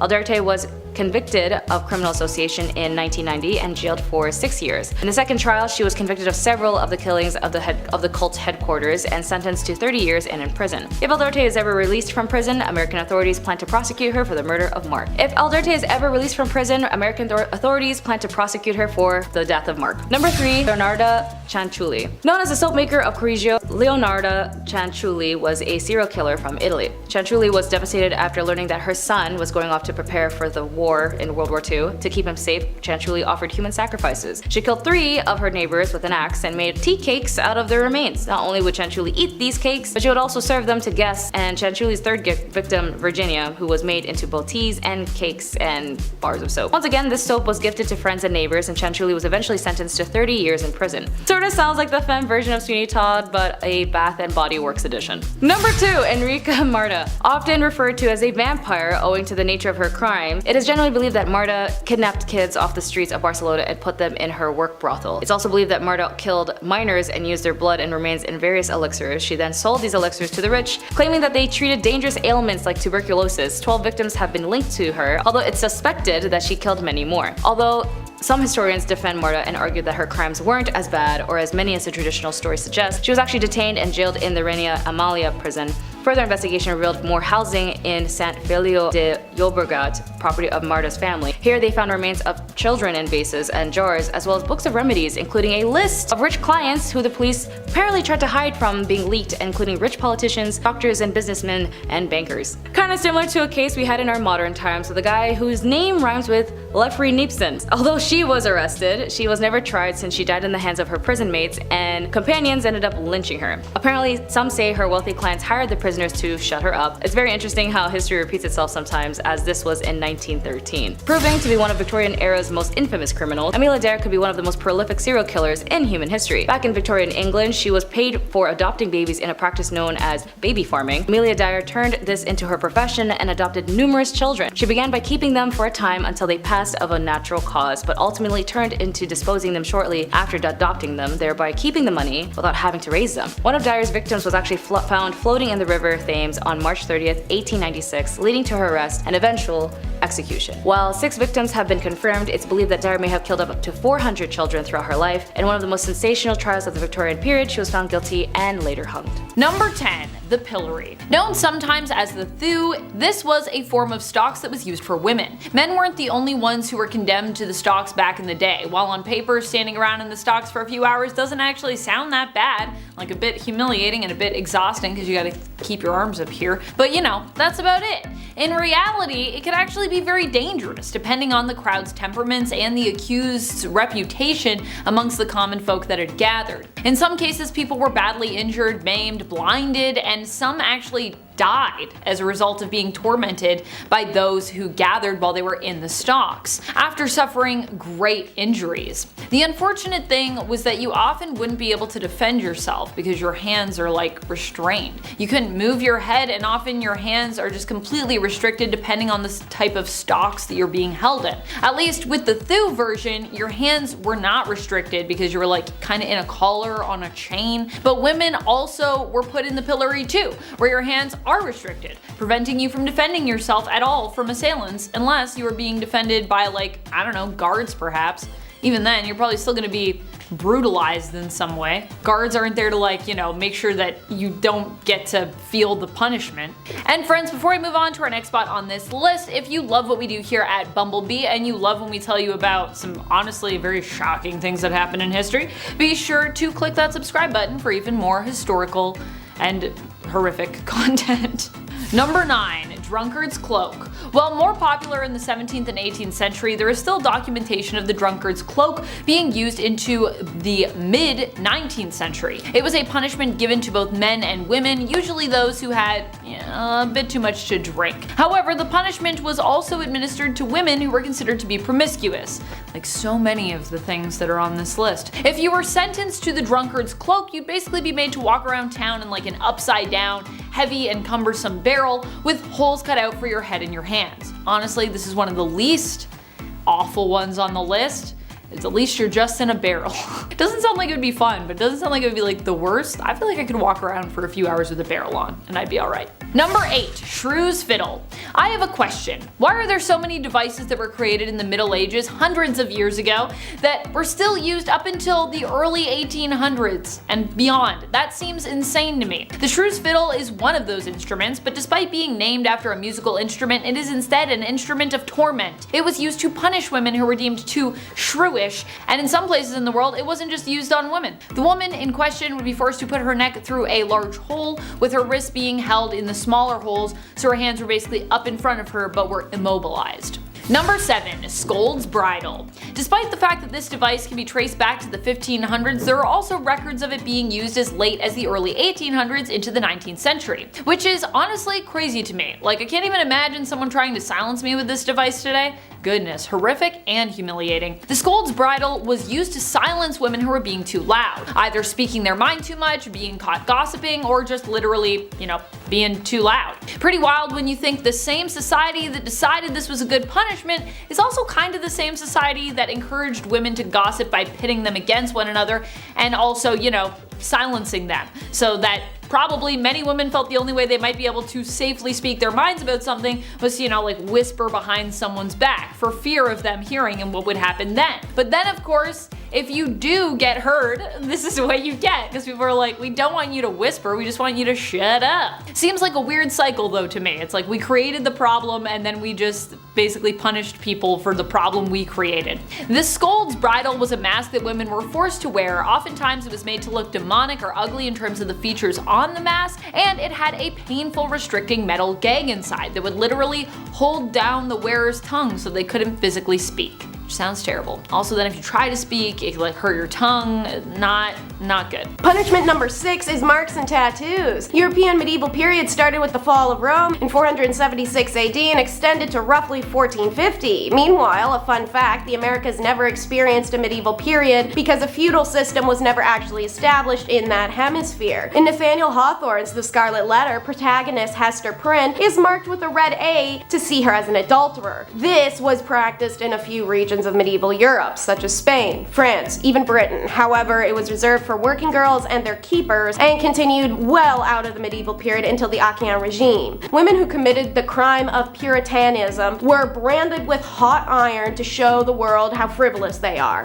The working girls received a P on the arm, the booty, or the forehead, which I feel is a bit vindictive and personal. Meanwhile, the keepers were branded with an M accompanied by a fleur-de-lis. King Charles IV even made them outlaws, stating that may all girls of joy and public women desolate from our court in said time under pain of whip and mark. After the establishment of the New World, which is out of the medieval period, but as stated, the Americas didn't have one, we see branding laws in colonies more akin to Hawthorne's Scarlet Letter, such as the 1658 Plymouth Law that stated adulterers must mark every garment they own to identify them of their crime. Adulterers seen publicly without their letters were subjected to public whipping and further humiliation. Punishment number 5 is just gross. The medieval and feudal periods of Japan, they hold hands on this one, stretched from 1185 to 1603 CE, and they easily had one of the most disgusting punishments I've heard of for female adultery, suspected or confirmed. It existed from the 12th to the 9th century Japan, however it was more so practiced in remote villages. A wife accused of adultery was punished by a defacing,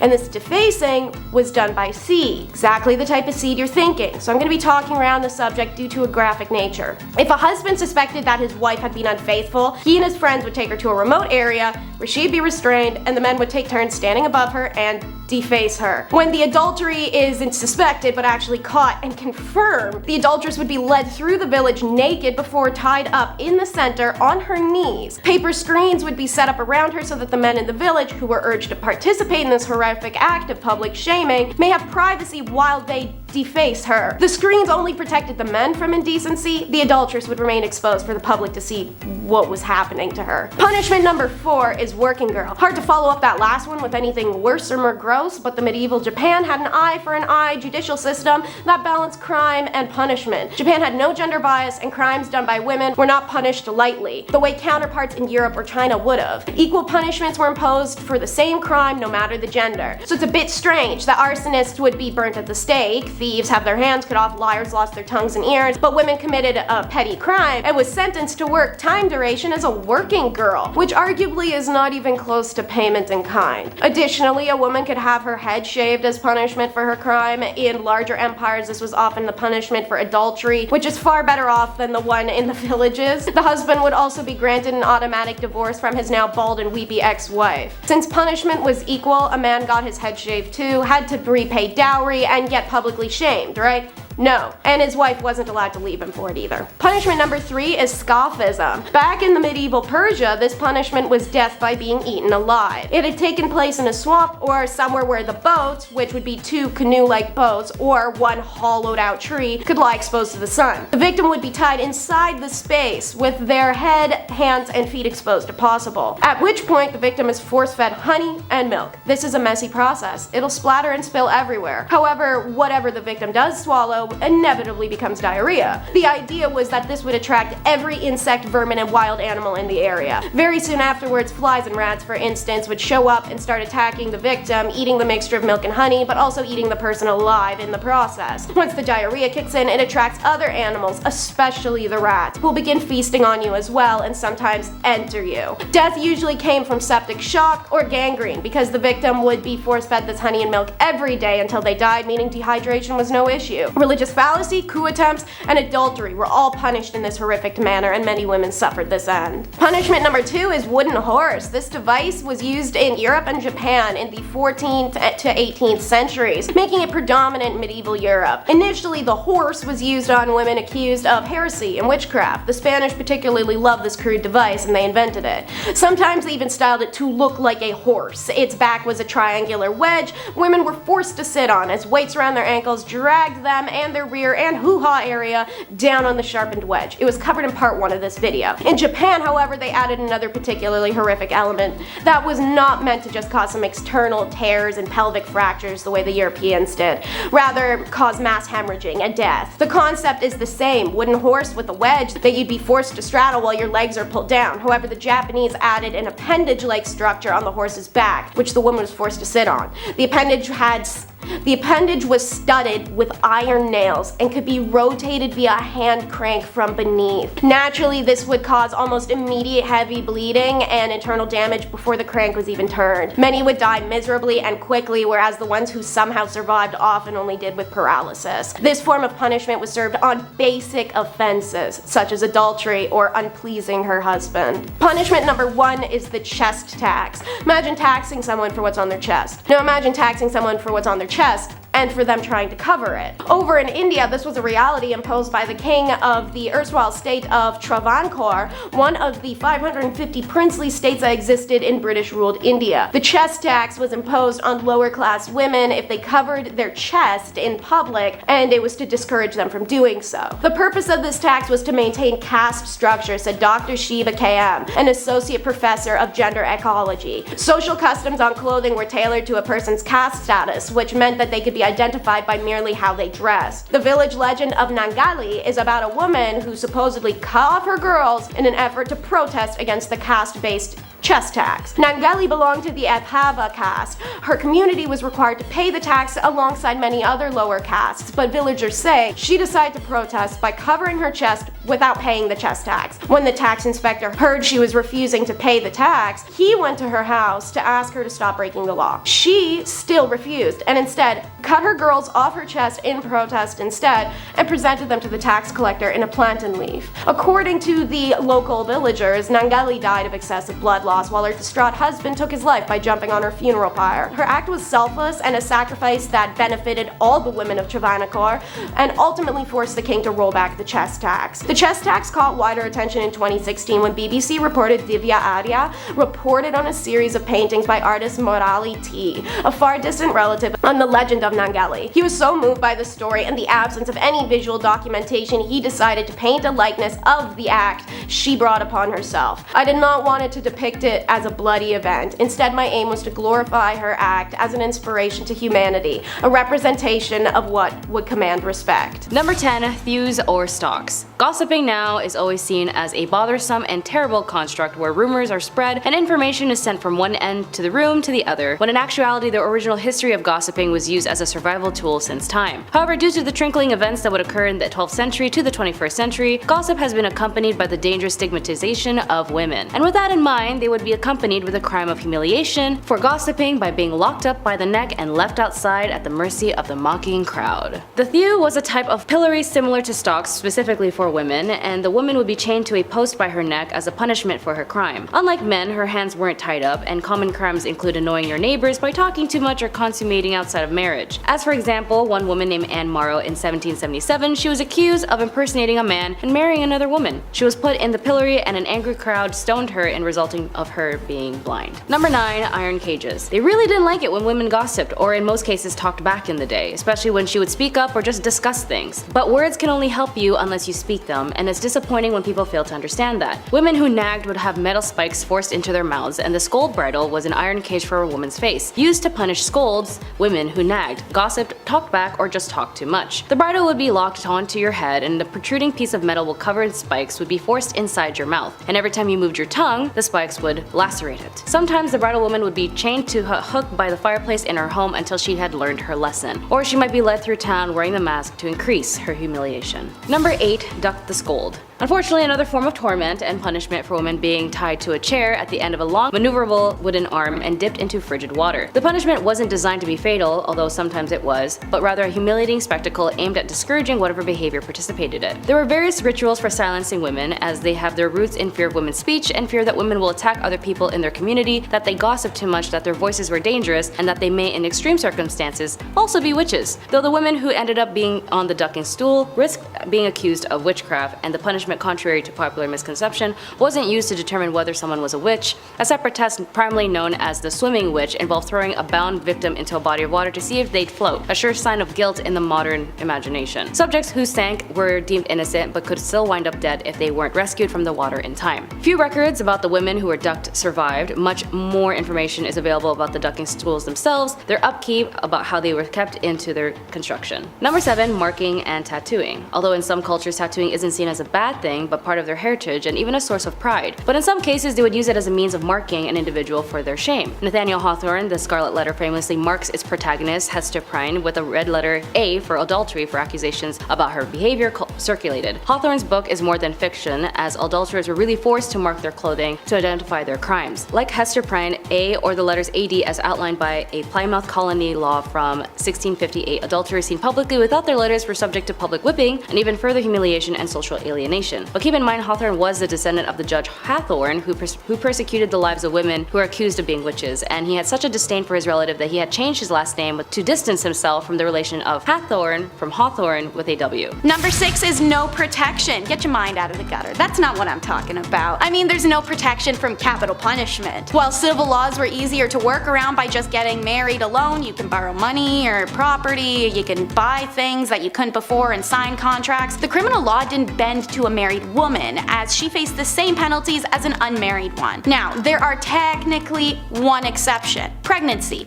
but only because it could potentially be a boy, which is insane. Additionally, all women were exempt from certain torts, such as the breaking wheel. But man, when a woman got capital punishment, it was the one and only form, and it was the most brutal and painful one: burning at the stake. By the way, they claim this was the only and the necessary option of execution for a woman, as it's a preservation of female modesty. Apparently, other forms of execution were unbecoming of a woman. Although there may be some truth to this wild justification, modern historians have rounded it down to just misogyny, as well as a deep-rooted suspicion and dislike of women as the root of this execution decision. Essentially, when given the opportunity to punish a woman, men went ham for it and wanted to see her suffer as much as possible. So women experienced the worst executions of the Dark Ages. Number 5 is why women want to stay in religious favor. In medieval Europe, a device was literally invented for women who defied their religious beliefs. Pyramid-shaped and made of wood, the woman who dare to defy her god should fear this. See, they would bind the woman's hands and ankles and then sit one of her two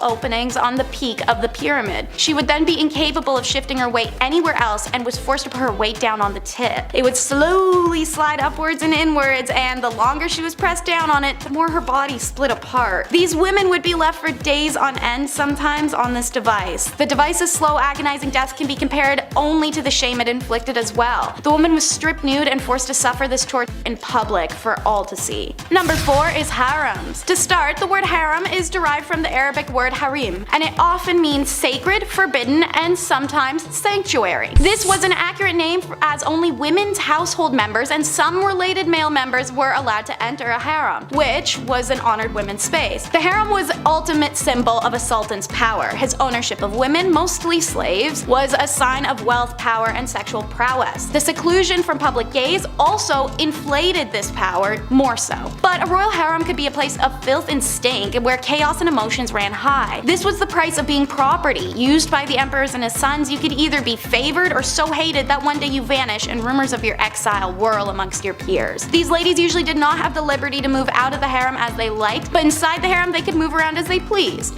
There was no sisterhood in them either. Socializing amongst themselves was usually not friendly, and jealousies were shown directly. Makes sense, as status and position of authority in the harem were determined by the place that they had in the emperor's favor, and to give the king his first male child was a great competition in this regard, resulted in unpleasantness through the royal harem. Everyone tried their best to please the emperor and turned her bad qualities like jealousy, aggression, or short-tempered attitude onto other women. Seeing as many of these women were stolen from outside the empire, let alone inside, frustration with language barrier and culture clash was also a huge source of contempt. Sometimes the women would lie to the sultan to have others disposed of, or they'd simply gang up on one another. Regardless, harems were places of drama, inequality, and a race to be favored as a ticket out of sexual servitude. Hidden sexuality is number 3. There were plenty of mainstream laws in medieval and middle Europe against male homosexuality, and while it wasn't considered as serious, lesbianism still posed a threat to the ideals of a male-centric societal order. A law written in 1260 France stated that women caught engaging in homosexuality shall undergo mutilation on her first and second offense, and on her third she must be burned. This is one of the only laws to specify consequences for lesbianism, but the 13th century and Christian perspective of sex radicalized further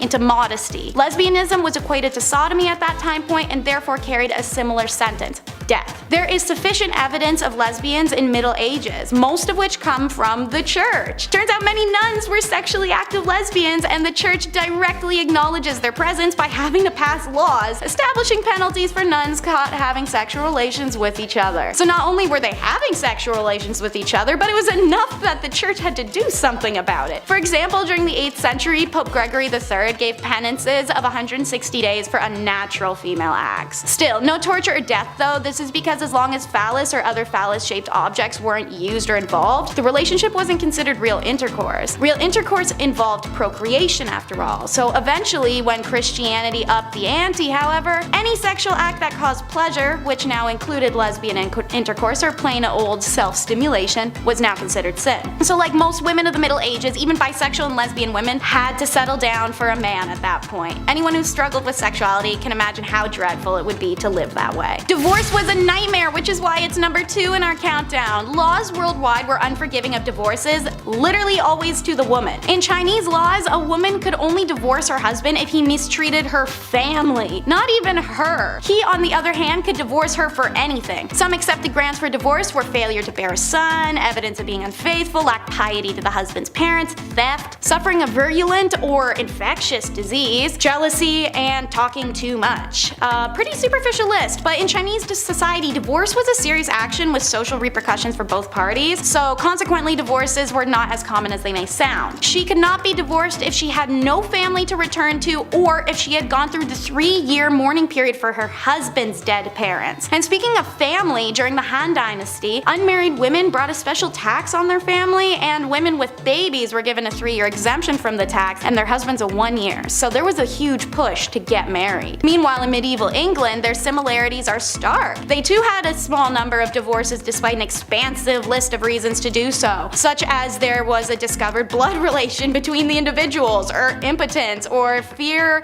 used to obtain consent, marriages entered into under false pretenses, things like that. In many of these cases, the lack of sufficient evidence made them difficult to prove and thus deterred people from taking their cases to court. And number 1 is the tradition of foot binding. It existed for around 10 centuries, and there are women alive today who still have feet that are the result of feet binding. Foot binding involves systematically breaking the feet and shaping them inwards. This tradition started in the 5 Dynasties 10 states period of the 10th century, when beloved concubine of the emperor built a gilt lotus flower stage and performed a dance on bound hoof-shaped feet. Being a beloved concubine, the other concubines of the emperor attempted to imitate her feet to curry his favor. So, foot binding began within the royal court and spread through China as the next fashion fad. It's done in a ritualistic ceremony accompanied by a variety of traditions to ward off any bad luck. They began by tucking the toes under the feet and using a long, tight ribbon wrapped up to the ankle to hold it all in place. Anytime the foot grew, they broke it inwards more, a process usually taking 2 to 3 years. The foot would remain bound for the rest of a woman's life. There is a whole list of issues this caused. Outside of extreme agony and being a handicap, it caused some women pain for the rest of their life. Their walk was changed, as was their posture, and the idealism of a slim body to lighten the pressure on one's feet was all the rage. The binding of feet actually caused the women to develop strong muscles in their hips, thighs, and buttocks, so much that the characteristics were considered physically attractive to Chinese men of the area,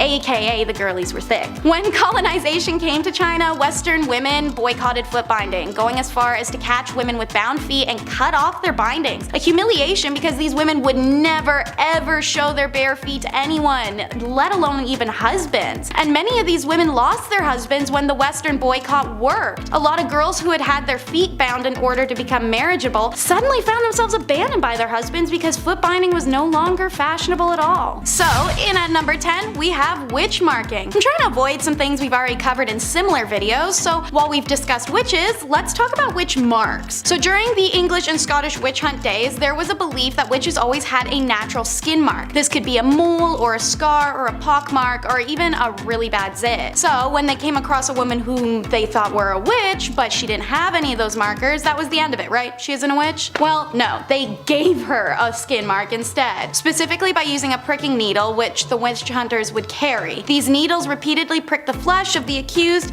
until it produced the result that wouldn't bleed but was insensitive to pain, which fulfilled the criteria of a witch's mark. It's a subtle punishment for something that they were yet to be accused of, because by giving them the mark, they could now accuse them. These witch hunt days were a whole mess. Number 9 is marking your territory. Not in a cool, sexy, I got a tattoo way, more in a Scarlet Letter kind of way. As you'll learn in this video, a woman who cheated or even was single and just engaged in intercourse of her own free will could be classified as a sinful adulterer and cheater and be punished, usually a lot worse than a man. So when Nathaniel Hawthorne wrote The Scarlet Letter, he took inspiration from real life events. The letter, which for the character Hester Prynne was just a red A, was usually the letters AD, which stands for adultery, as outlined by the Plymouth Colony Law in 1658. Multiple accounts across Europe verify that someone who was being marked was to be seen out in public without it, could be subject to public whipping and other public humiliations that ensured a person's social alienation. Like in The Scarlet Letter, when Puritan minister Arthur refuses to admit his sinful side of the act with Hester, he's branded with an A in his chest. In a man's case, while this was of course painful, it was allowed to be hidden. He also didn't have to face the societal consequences the way any woman would have. For number 8, we travel to discuss status degradation. While it still persists today, not everyone knows what it means. So essentially, you do something wrong, oopsies, you lose some of your basic human rights. You could steal something, have relations out of wedlock, cheat on your partner, miss some work. Every empire that has used this tactic has had a variety of ways that you could mess up and receive this punishment. Naturally, in times where a woman was property and couldn't buy things, own things, or do things, or breathe without having a man side-eye her for it, this was a monumental punishment to receive. Under the Roman Empire Augustus, who reigned from 27 BCE to 14 CE, a woman guilty of adultery could lose several rights as a citizen and suffer a financial burden. Noblewomen in the Kingdom of Korea during the Chosun dynasty faced a similar degradation of their societal status if they were found guilty of remarrying as a widow.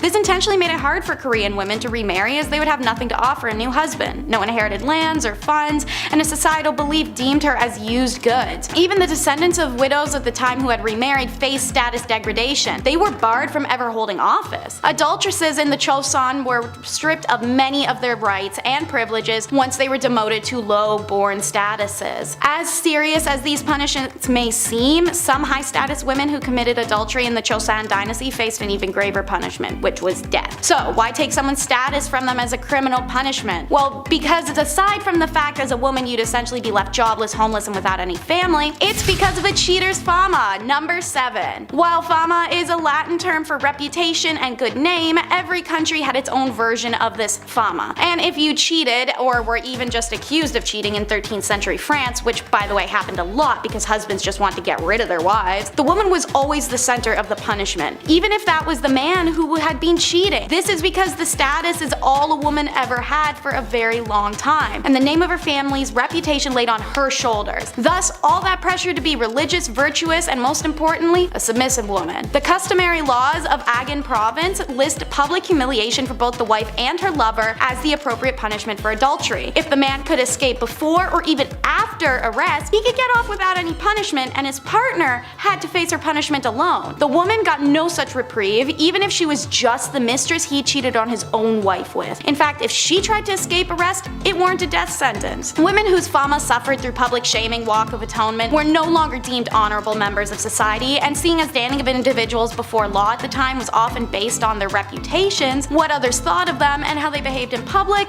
she'd be left, as I said, homeless, familyless, and dejected. For my Game of Thrones people, think Cersei. Number 6. Left to cook. While sitting by the fireplace is usually seen as being a pleasant way to pass the time, relaxing and soothing. In fact, I was just listening to some fireplace sounds while I was writing today. It becomes a lot less nice and tranquil if you are literally chained to the spot. While the scold's bridle is admittedly awful, it could actually get worse for women confined by the mask. In addition to that punishment, sometimes they would also be chained to the fireplace, probably by their parents or guardian or their husband, whoever basically would have owned them at that time, until such a time as it was deemed they had learned their lesson. I like to sit by the fireplace, but I like to do it by choice. Number 5. Walk of shame. Remember in Game of Thrones when Cersei Lannister was made to do like the walk of shame? Yeah, that is a real thing that happened to women in history. The scold's bridle was also sometimes made to be worn by women who were then paraded through the town and in said mask just to humiliate them further. And there's a few different things people would parade people in town with, but the mask is one of them. No, as if just being forced to wear that mask wasn't awful enough. I don't think you need to parade someone around or chain them to a fireplace. I think you can just like leave it at the mask, to be honest. Your point would be made. In fact, I don't even think you need the mask at all. Just don't try to make a point to begin with and then we're all good. How about instead we just let women exist and be heard? Just a thought from a woman who's living in 2023, ye old past. Talking to you, past, back there. Yikes. Number 4, hand clamps. Honestly, this sounds like one of the most horrific and worst things I've heard of. It might not sound bad to people, but I don't know. I just imagined what this would be like and I was like, that's horrifying. This method of torment was popular during the feudal period of China. It was used all the way up till the 19th century. What did it involve? Forcing women to put their hands into a tool that would then squeeze the tip of their finger. Doesn't sound that bad when you're thinking of it on like the surface level, and in terms of like the surface area of your finger. But this pain was actually so bad because of the pressure that it would cause many to just pass out. But once you passed out, they would just splash some cold water on you and force you to stay awake so you could experience every single second of pain awake. It wasn't reserved for just the hands or fingers either. There were also tools like this used to apply pressure to the feet and the head even of suspected offenders. Yeah, this method of course wasn't even safe for people who were convicted of adultery, which honestly I don't even think you should torment people physically like this anyways, or mentally, even if they're guilty of it. Like, let's just be adults and move on. It was used on both guilty and innocent folks. I am sure, I'm 100% positive. All you had to do was be suspected of adultery for this brutal form of punishment to be administered. So you don't even need any, I mean, back then I don't even think people had proof. They were just like, I have a feeling, so do something terrible to this woman.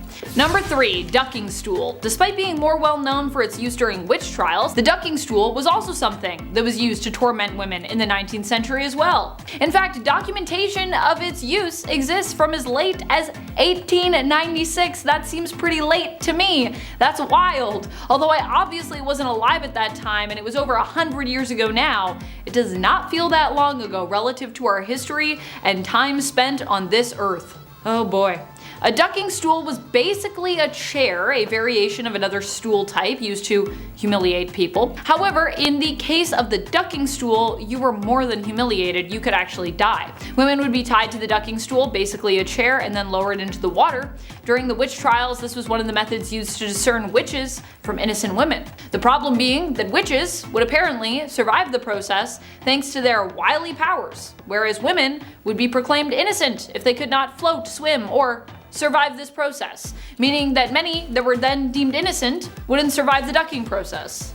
So it seems like a flawed way to test that, you know what I mean? Like if someone's innocent, I feel like they shouldn't end up dead, but I don't know. Only the witches get to live, and even then they don't get to live. No one gets to live. Are you a woman? No life for you. Sorry. You just gotta move on. That's history for you. Number 2, foot binding. While not a punishment for any misdeed, foot binding was a cultural practice that has often been tied to sexist ideals for women that were created not necessarily by them, but by society at large. The idea with foot binding was to break the bones of young girls' feet so that their feet could be shaped into a small and dainty size. From a young age, their feet were broken, bound, and conditioned so that they would be and remain small into adulthood. While no longer something practiced today, foot binding is an ancient practice that is believed to have originated somewhere around the 10th century. The decline began though around the mid-19th century. That's 9 centuries of foot binding, after questions were raised about the practice in the 18th century. Number 1, nose cutting. Probably one of the most brutal punishments out there for suspected adultery or promiscuity is the method of nose and ear cutting. This is when women have their noses and or their ears removed. This is done to disfigure the woman and take away the power of her beauty as punishment for whatever misdeed she's accused of. In many cases, women have been punished in this way without even actually being proven to have done anything that is even deemed wrong by whatever moral code you're subscribing to, by whatever whack moral code you are subscribing to. Some women have even been punished this way simply for defending or protecting themselves or others. Typically, nose cutting is reserved as a punishment for women. It happened not just in the 19th century, but before and even after that as well.